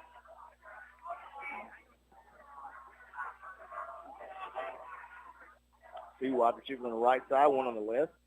Yep, and it's the big man Holmes under center, thinking about running it. It's a pitch at the last moment, and getting some running room is Duff.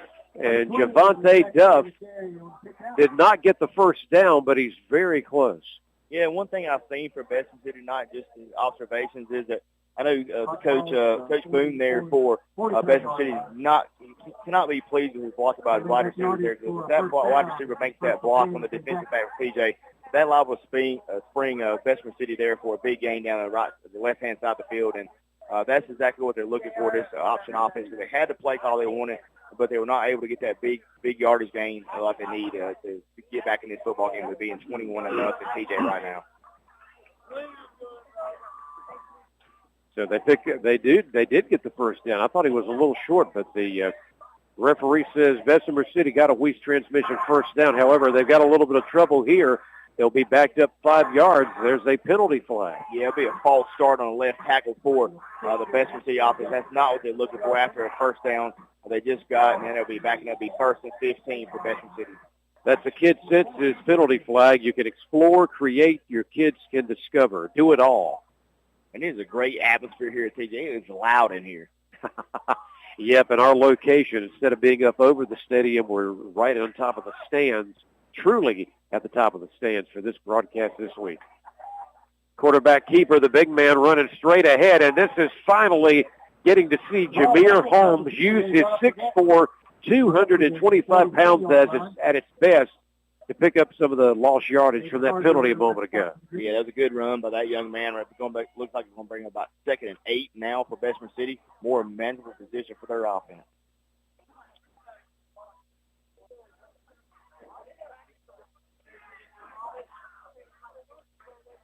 Second and 8.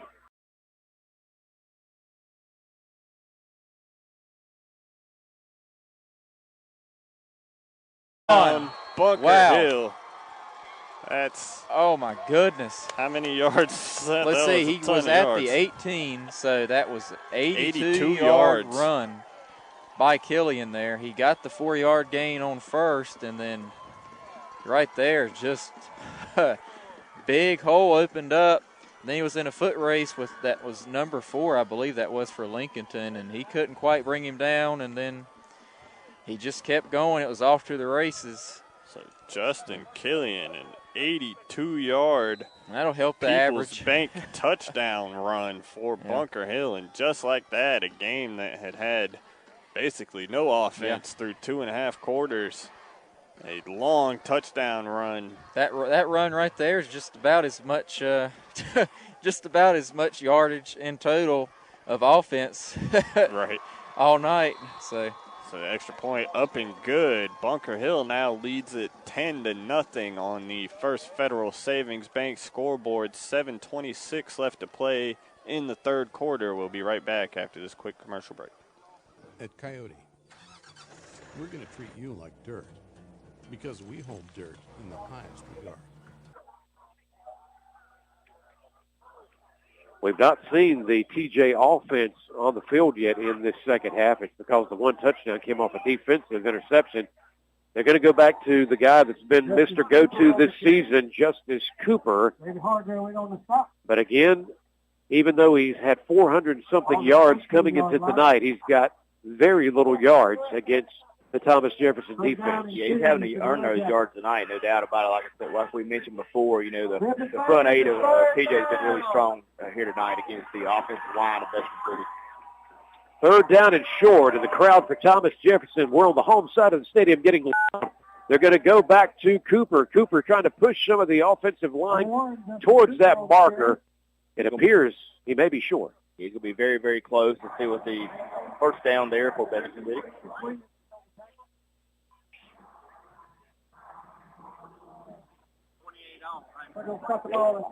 Well, JB, very close, and they're going to give it to him. Another Weiss transmission first down for Bessemer City. We just got an update on our Central Hendersonville score. It's 28-28 at halftime there, so we're still holding strong. A lot of points are being scored in that game tonight. Thank you for that update. First down and 10 at the 16-yard line, and again, they're going to go to the quarterback keeper and pushed backwards, shoving Jameer Holmes down hard, that defensive line. Yeah, a big play by TJ once again there, but Bessemer City is still on the move here, still second and manageable for their offense here. I know that Coach Boone has got to be feeling good about where they're at right now on the football field. Yep, if they can get on the scoreboard with still a good bit of time left in the third quarter, there still could be some hope, but a lot of work to be done. Thomas Jefferson's defense, though, would like to have something different to say about that on this 2nd down and 8 play. Up the middle run this time, and right to at least the 10, maybe 9-yard line goes Cooper. Yeah, and he's played a lot more in the second half than he played in the first half. You know, Paul and I kind of talked about it during one of the breaks that we haven't seen him play a lot. We don't know if he was hurt or what was going on with it, but he's definitely back in the game in the second half and making a difference for the Yellow Jackets we already see here.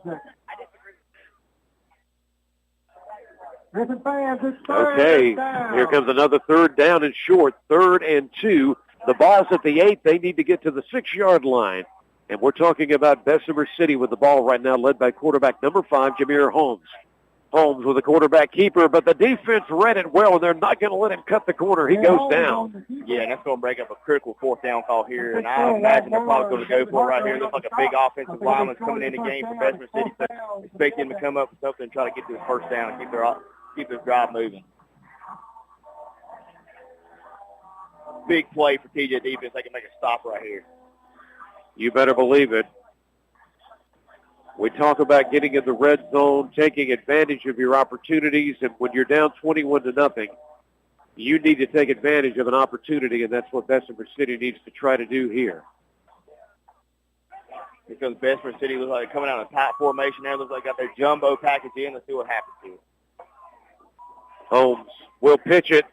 And nowhere to go. They're going to lose all kind of yardage as Terrence Smith is tackled in the backfield. Yeah, that was a great play by TJ stayed home. They stayed in their lanes there. They were trying to do a little pitch play to the right-hand side. TJ was having none of that and dropped him for a loss.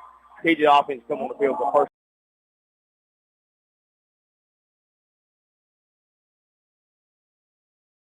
And he gets about 3 here. Yeah, out across midfield to the 49. That'll bring up 3rd and 2. Yep. So now, once again, Lincoln in Bears territory. They got about at this same spot in the field last drive, and that's where they just completely stalled out and went. I mean, they didn't just stall out. They went completely backwards. So here's a handoff here to that's Strutt again. Yeah, he gets a yard, maybe 2. He's real close to that close first down down the line. spot. I think both of the refs right now are having him about a half yard short, so probably going to go for it, I would imagine, if they do rule him short, and they do. So going to be 4th and inches coming up. And now we got another timeout taken by the officials. So are we going to measure this? Yeah. Well, I don't think. I mean, it's pretty. What is this? It's pretty obvious Okay, from up here, I think. They better be measuring it if they're taking a timeout. I mean, from up here, it looks pretty obvious that it's short. I don't know. Maybe I'm wrong, but I think you're right. But better safe than sorry, yeah, I guess. I guess we'll see. Yeah, that's my goodness. A couple inches, maybe. Yeah.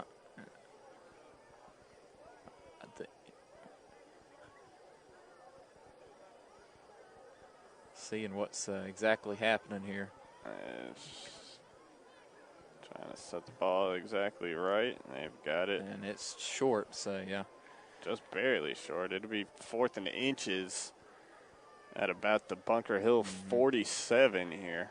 Watch for some kind of maybe just a little QB sneak or a handoff here to one of the big guys. Yeah, I'd go to Wingate or Heath instead of Strutt. They're more natural runners. I tell you, if I'm Lincoln, I'm just having somebody right behind Bost here to hand this off to. If they hand it off to Wingate, and he's going to get it. Yeah. He gets 2, maybe 3 out across the 45 for a Turner Hazard Insurance first down for the Wolves. Yep. So they're going to mark him right at about the 44. So he does get 3 on the play. Fresh set of downs for Lincolnton now. As the Wolves try to answer that Bunker Hill touchdown. Yep, moving slowly, but, they're moving methodical here. Yeah, it looks like they're committed to some power football. No receivers in the formation. 3 big backs in the backfield. They hand it off to Heath here. He's got some room, and, he's going to be just loses footing there. Gets it down to the 35. Yeah, he picks up about 8 on the carry, down to the 36 is where they'll mark him. And now Bost did a good job there fighting off a few tackles and just kind of lost his foot, and in the end got tripped up, but had a little bit of daylight. Second and short here, ball at the 36. Yep, should make this a relatively simple second down here. Hand it to Strutt up the middle. Strutt, and he's got the first down. He picks up about 3 down to the 32. So give him 4 on the carry, actually, and another Lincolnton first down. Yeah, Lincoln's got this formation. They've got it working right now. I mean, because it's a triple threat back there. I thought, I thought 62. I thought, Strutt was mainly just going to be back there to be a blocker, but they're using him. They're giving him the ball. Yeah. So Bost under center, takes the snap. He hands it to Heath up the middle. That was a good little. That fooled me. I thought for just a second that Strutt had it again, but he do a little play handoff there, hand it off to Heath. He gets about half the yards he needs. Maybe give him 4 there. Yeah, looks like about 2nd and 6 at the Bunker Hill 28 for Lincolnton. See which one of the 3 big backs gets it this time. You think one of these times they're going to let Boss keep it. Yeah. They hand it to Wingate. And he's got some space. Ball's out. Fumbles. And it's picked up by the Bunker Hill Bears, and he's going to, he's going down the sideline. He's going to be down all the way inside the 30. So disaster strikes here. Wingate had the first down. Ball pops out. And now the Bears are going to get this ball at the Lincolnton, about 27, looks like. Yeah, that was Devin Bryce who recovered the fumble and returned it about 50 yards, completely flipped the field. Disasters. I mean, that is just, man, that is a killer there for Lincoln. They had a really nice drive going there, and the ball pops out. Talked a lot about Wingate. He's got a heavy workload, and right there, just lost his handling on the ball, and just like that, it goes basically field flips, essentially here. That's the thing. This is Lincolnton team. It fights hard, all the games we've seen. It's just little mistakes. It's little mistakes that the margin for error is so slim with this team. It just those mistakes, they kill you. They're backbreakers. Yeah. So first down, Bunker Hill. The Bears back in the shotgun. He's got a little bit of protection this time, and throw is well ahead of his receiver, trying to get him to come back to it a little bit there, but goes out of bounds. 2nd and 10 coming up. Yeah, I don't know why Bunker Hill doesn't just keep the ball on the ground here. Yeah, I'd go back to that. Heavy formation. It's almost like a triangle. The way they've been doing the backfield with those running backs, that's been working. They've been winning for the most part. Now, sometimes not the case, but certain drives they've been winning as far as the battle of the lines. But they are going to keep Elder in the shotgun here. Yep. They got a good bit of space on the sideline to I can't tell who that is on the far side of the field there. I think it's Boston on the far side. Hand it off hand here. It to Stevenson. Stevenson fighting all the way down at the 20. Yeah, picks up about 7 on the carry there. So 3rd and 3 coming up for Bunker Hill at the Lincolnton 20-yard line. Yeah. So the Wolves defense needs another big stand here. Got a couple score updates. Hickory leading East Lincoln 16-13. It's a big ball game up there. Mm-hmm. Yeah, East Lincoln, they have some injuries. They're throwing on 3rd down. He rolls out. Trying to get his quarterback come back to it. On the sideline, and he's out of bounds, so incomplete. Caught it, just couldn't keep his feet in there. That's what they tried to do on 1st down on the opposite side of the field closest to us, and they got it there. That time he caught it, but just couldn't keep his feet in. So I'm really surprised they were so pass heavy. They decided to throw it there. Yeah. So now 4th and 3 at the 20. It looks like they are going to. I think they're keeping the offense out there. Yeah. Either way, it's 4th and 3 at the 20 here.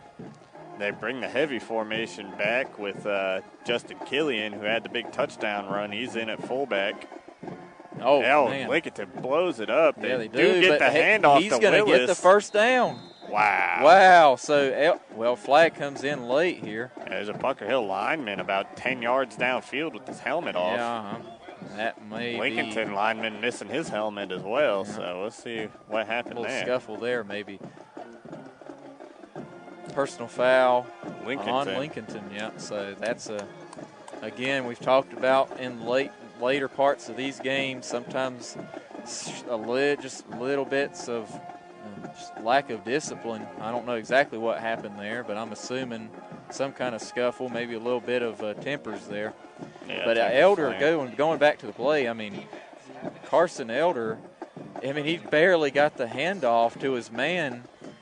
Was going down when he gave him the ball, and then was that Willis? That was the carrier. Jason Willis was the guy who got it and fought through a couple of tacklers and got where he needed to get. So 1st and goal, Bunker Hill now at the Lincolnton 8 after the penalty, half the distance to the goal. They hand it to Willis again. He's still going, and down inside the 5. Looks like they pushed him out around the 4. Yep, that's where they will mark him. So gets Bunker half Hill. the yardage. Bunker Hill moving quickly here. Heavy formation. They just got to run a QB sneak up the middle. Gets a couple. Maybe, yeah. See exactly where they mark it. I think maybe about the 2. So not very often you see a QB sneak on the 4-yard line, but I guess if it works, because it did get about half the yardage, so we'll see what they choose to dial up here. I think they were just trying to go quick, maybe catch Lincolnton off guard. They got maybe a yard out of it. They got the ball on the 3-yard line. So 3rd and goal from the 3 here. Heavy formation for Bunker Hill. And they hand it to Stevenson. My goodness. He's going That's gonna nowhere. Be a big loss. Who is that in there on the hit for Lincolnton? I think that's Dellinger. Big number 18, Easton Dellinger. Blows it up in the backfield, loses about 5 yards, and so that'll bring up 4th down for Bunker Hill. And we got a Lincoln Wolf that's down right near the goal line. So. Yep, so we're going to step aside here. Bunker Hill leads it 10-0, a minute 20 left in the 3rd quarter. Bears inside the 10, but it's 4th down. We'll be right back. It's Truck Month at Abernathy Chevrolet Buick GMC in Lincoln. Now get a $1,000 accessory allowance toward the purchase of a Chevrolet.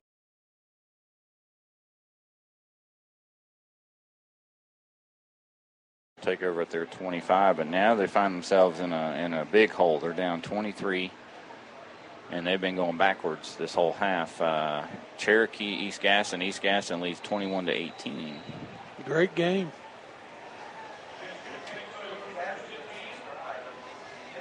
See what else I got. West Lincoln Bandies, I still have 14 all there.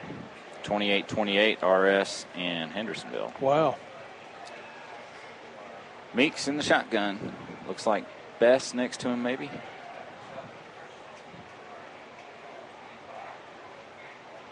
And Bess will get the carry. And he just plows forward for about 5.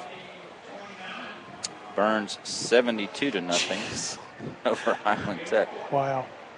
At what point do you say, all right, everybody, let's just go to the house? Yeah, running clock. How about no clock? Yeah, no clock. Let's just, you get 4 more plays and we're going home. Bess gets 4, 2nd down 6. 56-14 Shelby over Cherville. So. Oh, my goodness. Again, no, this time, it is Bess. I thought Meeks pulled it, but Bess he's broken a tackle and then some, and he's got a 1st down out across the 45. Best run by Bess of the night. Yeah, best offensive play here in the second half for the Green Wave. 17-yard run. And a first down for Ashbrook of the second half. Yeah, just tell those kids from Burns and Shelby, do what you do, kids. It's not your fault. Go out and play football.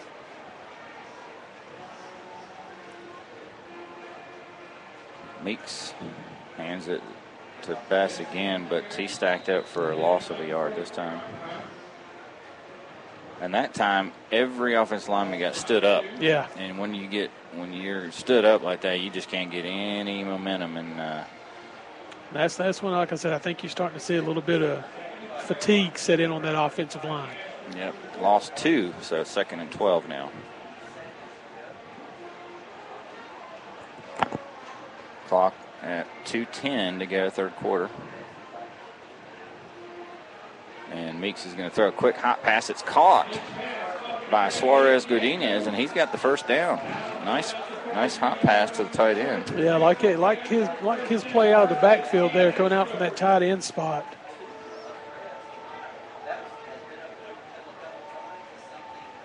$13 yards. Needed 12, so.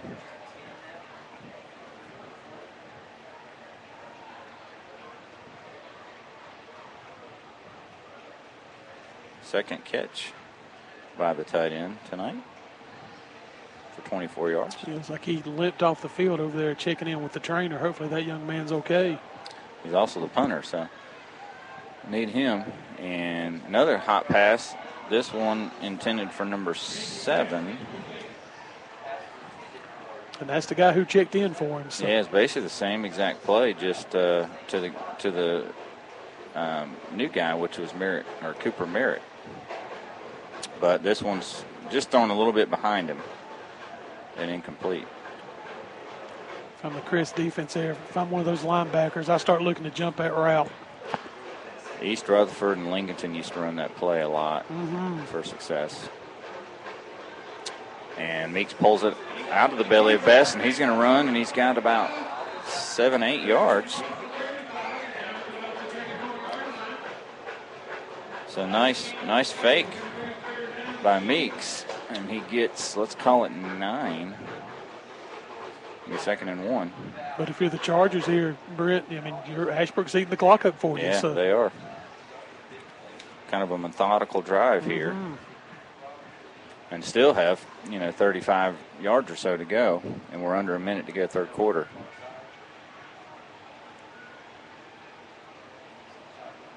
Got a tight end in now.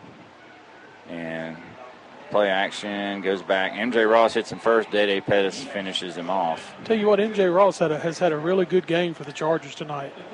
Yeah, it's like every time I see a play in the backfield, I look up and there's 14. Yeah, 14's there. So Meeks on 3rd and 1 loses 8. Now it's 4th and 9. Not the play they wanted there. It's like they're just going to let the clock run out to the fourth quarter, Brent. Yeah, matter of fact, Meeks is over here talking to the coach. So after 3, Crest 35, Ashbrook 12. After a minute break, we'll be back with the fourth quarter. Don't go anywhere.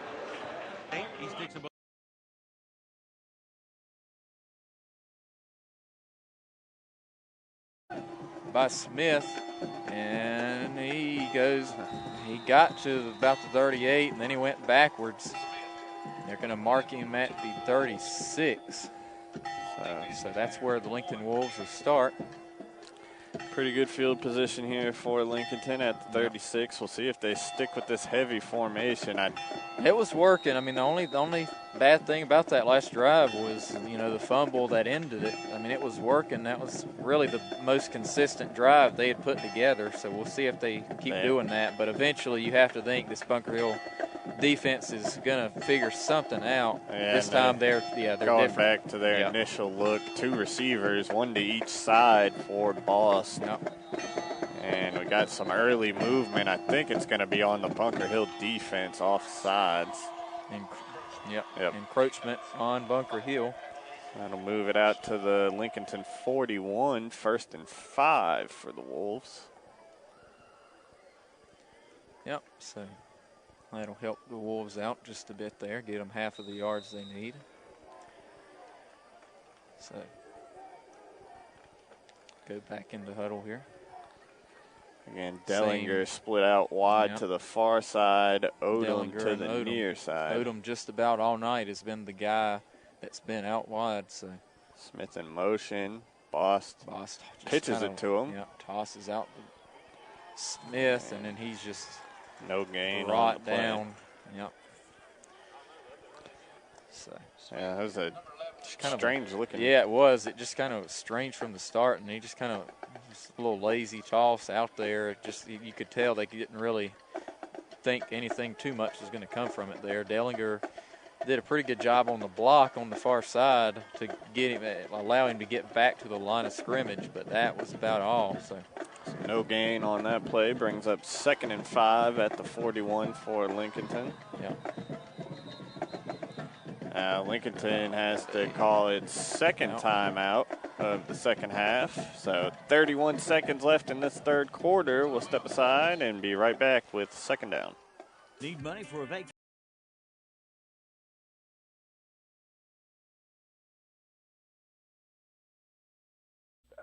TJ adapts to that where they're able to stop the run this week and try to be more of a passing attack from the goal lines next week. So interesting dynamics in play this week and next week, Paul. You're exactly right. I've been around long enough to remember the Shelby teams that you barely ever saw the ball go in the air. Years ago, they ran the old wishbone. You had 3 different runners in the backfield plus the quarterback. Here's a pass going downfield, and we've got a penalty flag. I think it's going to be interference. The intended receiver was Smith. He was wrapped up by 20 at the 35-yard line. Yeah, and that was probably a good play by Tweedy there if he did that on purpose there, because it looked like number 7 had a beat right down the middle of the football field. Maybe had a step on him there, but lucky he got beat. He was able to just get a pass interference call to stop the number 7 corner distance. A kid census penalty flag will lead to a Weiss transmission first down. Weiss specializing in transmission repairs and auto diagnostics. And by the way, they're good people to work with. Affordable prices, quality work. That was Coach Taylor down there at Shelby, right? Is that who it was? You're exactly right, Jim Taylor, for a lot of years.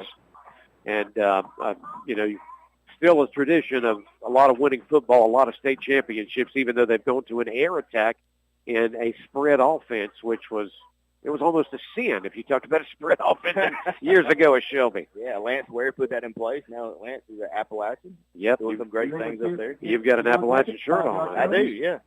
Played well with the Miami last week, almost pulled out. From the 25. On the field, back to the action. We're on the play, first down play for Bessemer City. They wanted to go to the air. The flags were thrown quickly. They apparently had jumped offside. And another 5-yard penalty will back Bessemer City up. Yeah, and their offense would be so much more effective if they could quit getting the penalties. They've got a lot of them. I don't know how many they've got right now in the game, but I know in crucial situations they just cannot afford these penalties with the type of offense they're trying to employ to get to 3 and 4 yards. Yeah, they've got at least 8, and that's just me keeping up with it to the best of my ability, so there could even be more than that, but I got them for 8 penalties. Quarterback keeper here by the big man Holmes, just a short game. Yeah, they're trying to run into the teeth of the TJ defense, and TJ is having none of it. They're still being strong into the fourth quarter with 9 minutes left in the game. But they're still standing strong on the defensive line. They're rotating guys in and out. They look fresh, and they look like they'll be able to finish the game. And they look like pretty good. Like we talked to the Coach Cass was talking about worried about his defense. But as you and I have talked about during this game, they look really well prepared for this. I get 2 yards. Take down and 13.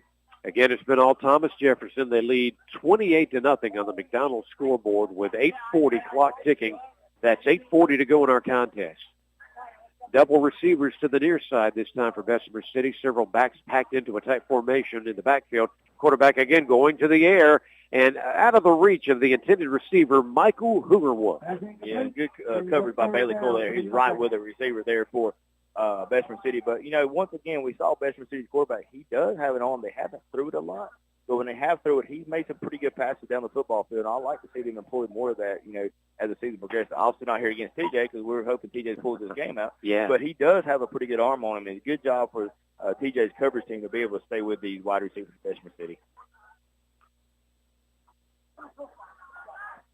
I'm out. Bessemer City. All right, back at their own 27-yard line. It's going to be a big 3rd and 13 coming up. But first of all, they're going to take a timeout. So Bessemer City wants to talk it over. We'll take a 30-second break ourselves. On the McDonald's scoreboard, TJ leading BC 28-0. 8:27 to go in our game.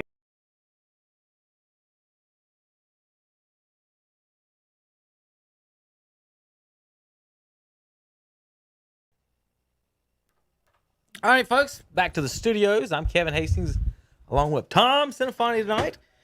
He's got his Burns Bulldogs. We've got one final already. We had a few postponed that we didn't know about before the show. Maiden East Burke tonight and Pine Lake Prep and Mountain Island. Those games are postponed. There may be another one or two there on our list. If we don't have scores, we just don't know them. We haven't. If you don't see a score on the list there, we haven't posted them. We just don't. We haven't seen any scores or come across from any of those. Final though. I'll type it in while I'm talking about it, Tommy. This is the exciting part of the Redzone channel is on-screen editing. Final. Statesville wins 14-5. Here we go, folks, over North Lincoln. 14-5 sounds like a couple of offensive juggernauts. Well, it was 6-2 at halftime, and then 6-5 for quite a while. They hit that 3-run homer you talked about earlier. Yeah, 3-run homer. And then it looks like in the top of the seventh, Statesville opened it up with 8 runs, Tom, and had an put them away. 8 runs in the bottom of the 8th. Put them away. It's just think about Statesville though. It was 6-5. And they scored a touchdown, making it 12-5. And instead of kicking the extra point, making it 8, they put the knife in their backs, going for 2 and going up a 9-point lead. That's basically saying we don't think you can score on us. And they couldn't because they only got 5. Or you got no faith in the kicker. Well, that too. Yeah, that might be it. I was trying to be. See, I don't know if you heard much of it. Did you hear Shannon earlier? So Shannon has got this.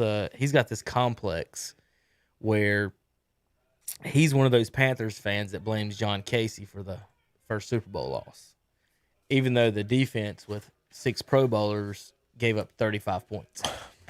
Even though Casey had 3 field goals in the game. It's the optics. If the kicker misses the kick to win the game, it's the optics of it. If Baker throws an interception in the last play of the game, he lost the game.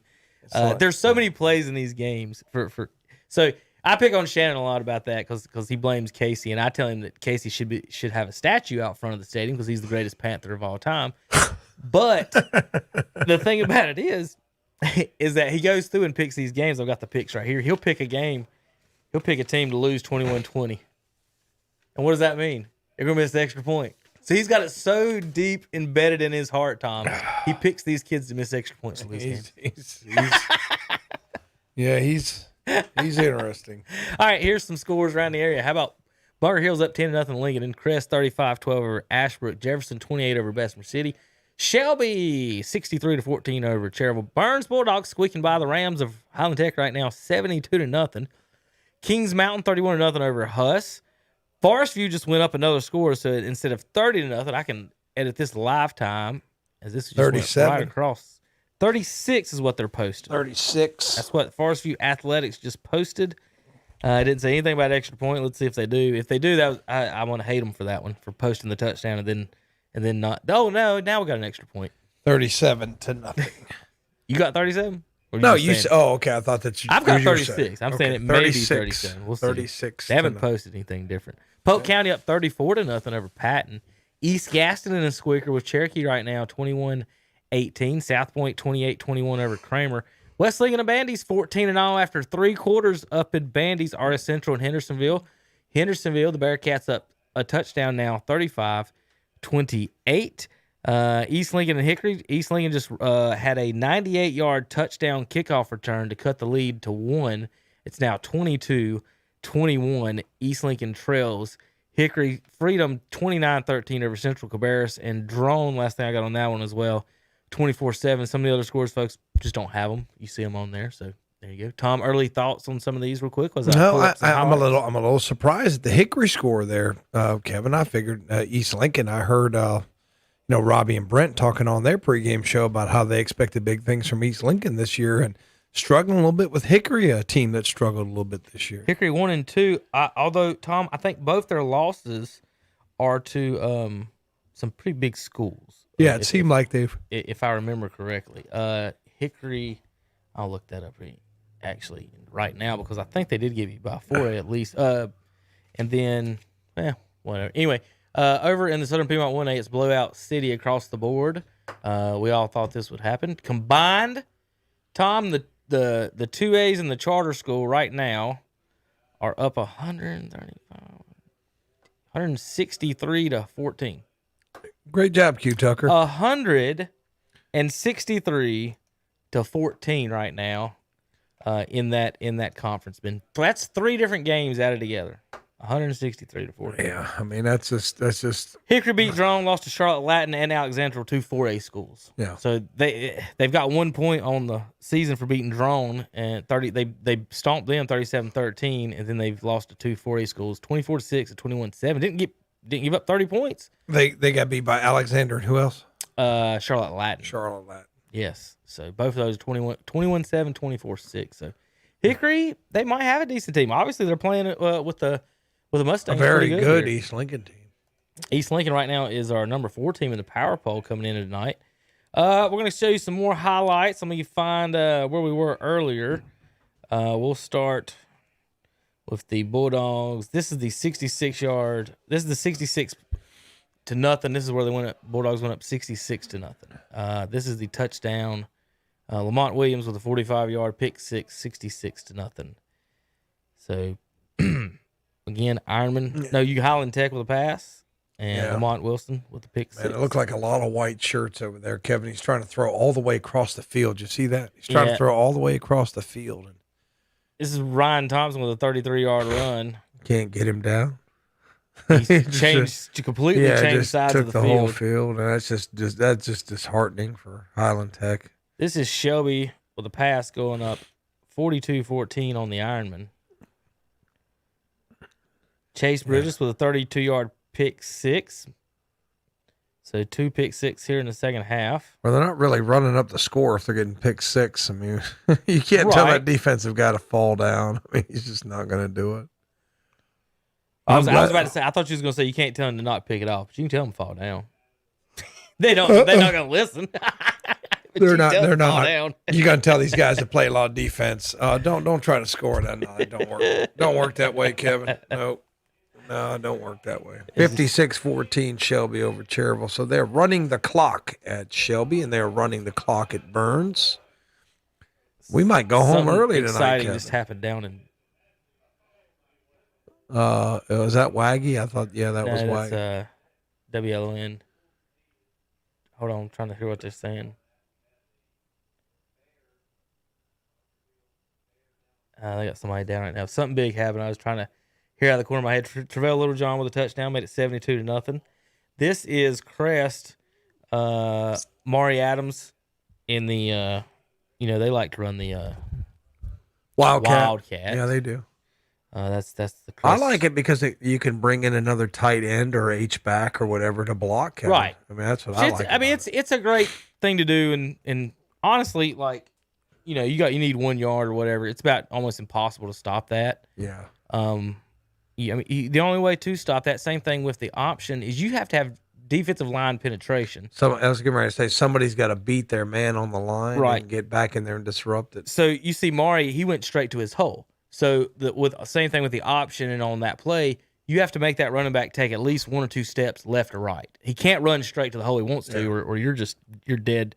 Dead right. Here's Shelby going up 63-14. Oh, it's another touchdown for Shelby. Shelby. Tom, it's 63-14, and they are in the shotgun spread. I know that's their offense, but again, interesting choice of offensive set, and they're throwing the ball up 56-14. It might be the backup quarterback though. 63-14. They're throwing post into the end zone.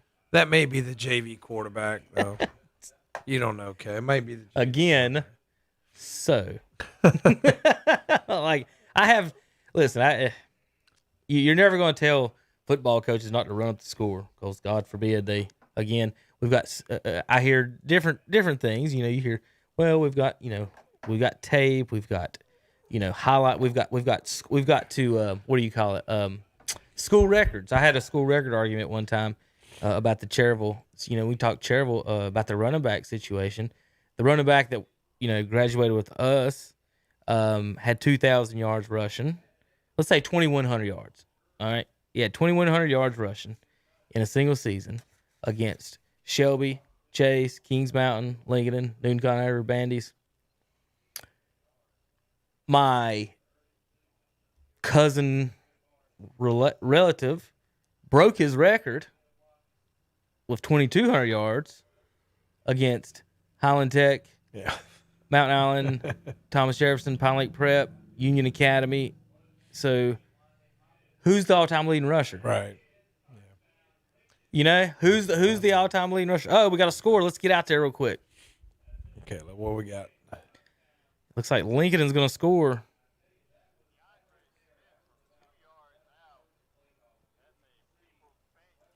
Down for the Wolves. Now I tell you, that right there. That was about a perfect play call, because you could see right before the ball was snapped, you could see how much Bunker Hill was loading the defensive line right there down the middle. So, you know, when a team's doing that and they're showing that they're going to, you know, really defend hard up the middle, bounce something outside like they did right there, and got it in. Keep the offense out here going for 2. It's 13-6 right now. Yeah, we'll see what they dial up here. Robinson going to give it to Smith again. Toss it outside, same play. and this time he's they're ready not for it gonna, that time. Yep. So the conversion no good, and that means it's 13-6. Bunker Hill leads it. 7:55 left to play in this ball game. We'll step aside for just a second. Be right back. All right, welcome back. Welcome back to the broadcast. We switched over there. Lincoln scored to cut the lead. Now they're within one score time. It's 13-6 now. Bunker Hill over the Lincoln Wolves. So they're within one score. All of our other games on the air are blowouts right now, so we'll probably stick with them as much as we can here. We're only going to be on the air here for the Redzone channel another about 10 minutes, folks. So once we log off, stay tuned on this channel. We got to log this show off and relog back on for the post-game show, okay? Cherville cuts the score, Tom, with a touchdown. All right, Cherville. Let's go out to Cherville for their touchdown. Third touchdown. Their third touchdown of the night. And you know what's funny about this? What's that? Cherville's this pass into the corner for the score. I need to find the predictions because I'm about 95% sure that Shannon picked. I'm going to tell you the score on Cherville's score. You ready? Yep. 49-14. He had Cherville with 14 points. They've scored 21, so he felt good about the Iron putting some points on it. So. Another good game going is our Central Hendersonville, Yes. 28-28, Kevin. So that one's good. No, it's 35-28. I got Hendersonville's went up. Okay, it's not been updated on Max Preps yet. Now, Hilltoppers cut in the lead. We've had 2 more scores, Tom, since then. Hilltoppers now 42-35. So our Central's ahead. 35. No. I said that wrong. Bearcats. Hilltoppers cut into the lead. Okay. Hendersonville went up to make it 42-28. Well, this is way behind. And then 28-20. Yeah, that Max Preps usually is. And then our Central scored again. So there's now 77 points now in that game up in Hendersonville. Not a lot of defense being played. Final in at Burns, Tom, 72 to nothing there. I'm glad it didn't get final. Yep, any worse than that. The beating has now ended. Let's see here. So I'm trying to figure out what North Gaston gets on the board. It's now 36-6. I don't have a Brevard score. We just had a 94-yard kick return in this Lincoln game. Let's get back out to that, folks. Wow.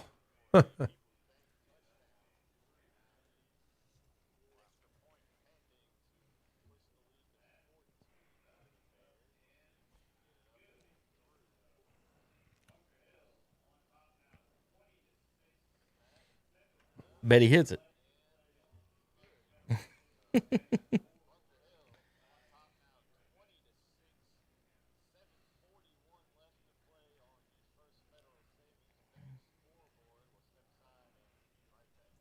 All right, folks. You heard that 90. How many yards did you say? That's the 94 yards. That's tough when you just got back into the game, too. Right. I mean, it's 13-6. You cut it. You're about to get right back into it. And like Tom said, it's heartbreaking like that. You know, one of the ones, another, way to lose it in these close games, Tom, the coin flips. So you give up a touchdown before the half, and then they get the ball back. Right. Yeah, it changes some games. That's tough. I've lost a couple of games that way. That you give up a run. If you're in a close game, the team scores with a minute left. You don't have time to score to tie it back up. They get the ball at the second half. They score again. Now all of a sudden, in the game you were tied 5 minutes ago. Now you're down 2 touchdowns. scores. And so I do have a score. What you got? Watauga, 47-7 over the Fighting Christmas Trees of Ashe County. Is that a final or not? Fourth quarter score. Ashe County's the Huskies, I believe. Yes, they are the Huskies. I think they'd be better if they were the Fighting Christmas Trees. I like that better. All right. The Fighting Christmas Trees. Going down. Let's see. If you got a Polk County score. They were up big. I had them up. Some of these schools are doing a little bit better putting it on. Ashe County. 63-14. Andre's asking what the terrible score was. He's got some type of like biscuit bet or something. I'm not sure, but it's 63. Hopefully it was a 63-21. Sorry, 63-21. I forgot Cherville just scored. Okay, so we've got. But Burns won 72-0. Statesville won 14-5. See if there's any other finals. I don't think we have any other finals right now. Some of them are getting a little bit better about having somebody. Kings Mountain still 31-0. Well, Tom, I honestly when we started this about 10 years ago, I assumed at some point we could go onto Twitter at all times and find a score from every game. Nope.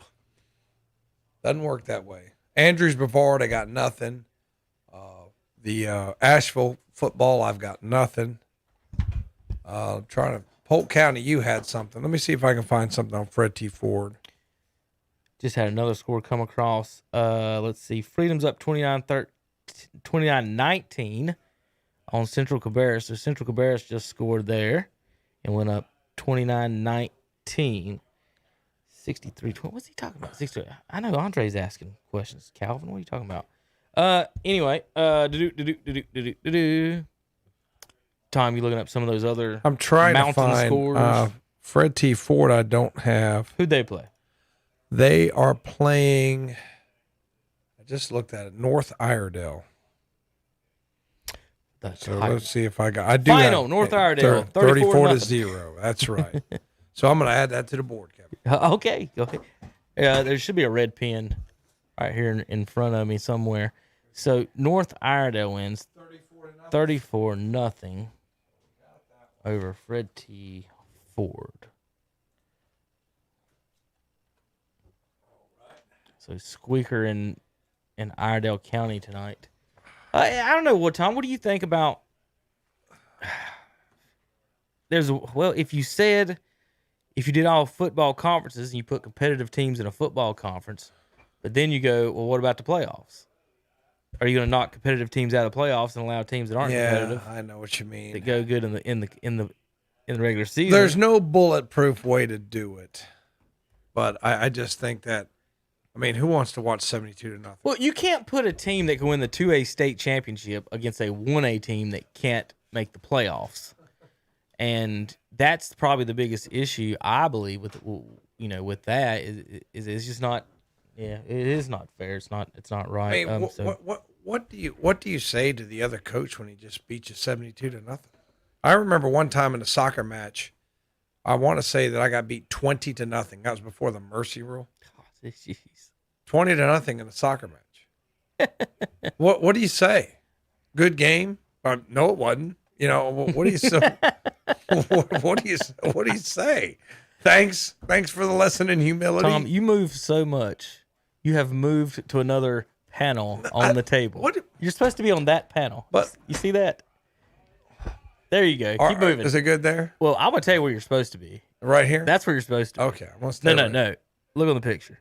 Okay. See the middle? I see can the middle? see. Yeah. There you go. Wrong way. You're supposed to be right in the middle of that. Of the jersey. You've got a section here. Is that good? I'm that is centered fantastic. I'm centered up. That is fantastic. That is fantastic. You're always on my case you about end up where moving. I am. I've never seen anybody move before. Well, I'm just trying. I can't afford to pay JP to come in here and move this camera with you. Well, the owner of the station caught me taking a nap at work, and now he's catching me moving. So everything Everything is just going against me. Just tell him you was taking I told Calvin, I what said, JP does. I had a very long day at work today. I'm just going to go ahead and tell you that. I'm not going to lie to you. Calvin, these kids on a Friday it's tough. Well, folks, we don't have any close games right now on our broadcast, so we're just going to give you the scores, and I'm going to do some quick highlights real quick while Tom's going over the scores, and we'll just do it that way, Tom. You want to read off? I guess here you can just read off the screen. Then, okay, so we've got Bunker Hill over Lincoln, 20-6 after Lincoln just got back in it. Crest, who was behind 12-7 at one time, now up big 35-12. Jefferson all over Bessemer City. Sorry about your Yellow Jackets, Kevin. 42-0. And Shelby over Cherryville, 63-21. And then Burns over Highland Tech, 72-0. Kings Mountain over Huss, 31-0. Forest View over North Gaston, 36-6. Kramer trailing South Point, 28-21. Maiden East Burke postponed. Trying to get something on Newton Con over West Caldwell. West Lincoln and Bandy's, last I heard, still tied up. My friend John out there, John, if you're listening, send me a text. Give me an update. 14-14 as of now, and Kevin's covered up my scores. Kings Mountain just went up 45-0. Polk County 34-0 over Patton. Statesville defeats North Lincoln 14-5. Hickory over East Lincoln right now. Last we heard 22-21. North Iredell over Ford 34-0. Don't have anything on St. Stephen's. I was in the process of looking up Christ the King, so I'm going to try to get that one. A few others we do not have. And then Watauga over Ashe County. I got that one for us, 47-7. Freedom over Central Cabarrus, 29-19. And then we've got Drone over Owen, 24-7. Trying to get some of these other scores. If you know any, just call or text, give us the scores. Bessemer game has went final. And was Brian not out there tonight? I don't know. So I'm trying to look up Christ the King, who is 1-2. And tonight, of course, no score. Winston-Salem Carver. Didn't Highland Tech beat them? Yes. No. Carver beat them by like 2. They squeaked by Highland Tech. Barely got beat by them. Okay. About pulled it off, but just couldn't. That's a final up at Thomas Jefferson. 42-0 Jefferson over Bessemer City tonight. I thought I had a tweeter up there, but I haven't seen anything. I'm gonna text John and see if I can get the West Lincoln update. Well, I've got a Twitter there. It's still the same thing. A missed field goal attempt by Bandies will end the regulation as we go to overtime. It's still 14-14 up at Bandies. Okay. Do we have anything on Polk County, Pat? You had something on that, right? Yeah, it was like 35-0 at one point. Okay. Irwin and Inca. How does Irwin and Inca make our board? Somebody's in some type of conference. They're in the West. Overtime. West Lincoln is in overtime. Did you not hear me just say that 2 seconds ago? No, I didn't. Actually, God almighty, Tom. I just read the tweet. A missed field goal by Bandies at the end of regulation. My fault. West Lincoln and Bandies head into overtime. Jason Sane is up there tweeting updates for us. Okay. Sorry, I was there you go. Too busy trying to look something up here. So Lincoln has just recovered a fumble, folks. If you want to listen to that, go on the WLON channel on the stream. Down 14 right now, but they're trying to get back into the game. These are our scores that we've got right now, folks. I want to thank everybody for watching and listening on the Redzone channel. Let me go through a couple of highlights here before we get out of here to finish the show on the Redzone, and then you can watch the post-game show, of course, after. So this is Little John going up 72-0. I have an Irwin score, Kevin. There you go. 27-0 over Inca. So is that a final? Yep. Okay, so you have a final. So it's just Cherryville scoring. Oh, this is Shelby going up 63-21 over Cherryville. I said Marty Adams. So we've had those highlights already. Hadn't had too much highlights since then. Final? Cherryville's not a final yet. No. Bessemer City Thomas Jefferson is a final tonight. So that is 42-0. All right, folks, we're going to sign off here on the Redzone channel. Stay on this channel for the post-game scores and highlights. Me and Tom will be back in just a few minutes. We're going to get organized and set up for the post-game show, get some more scores on KTCBroadcasting.com.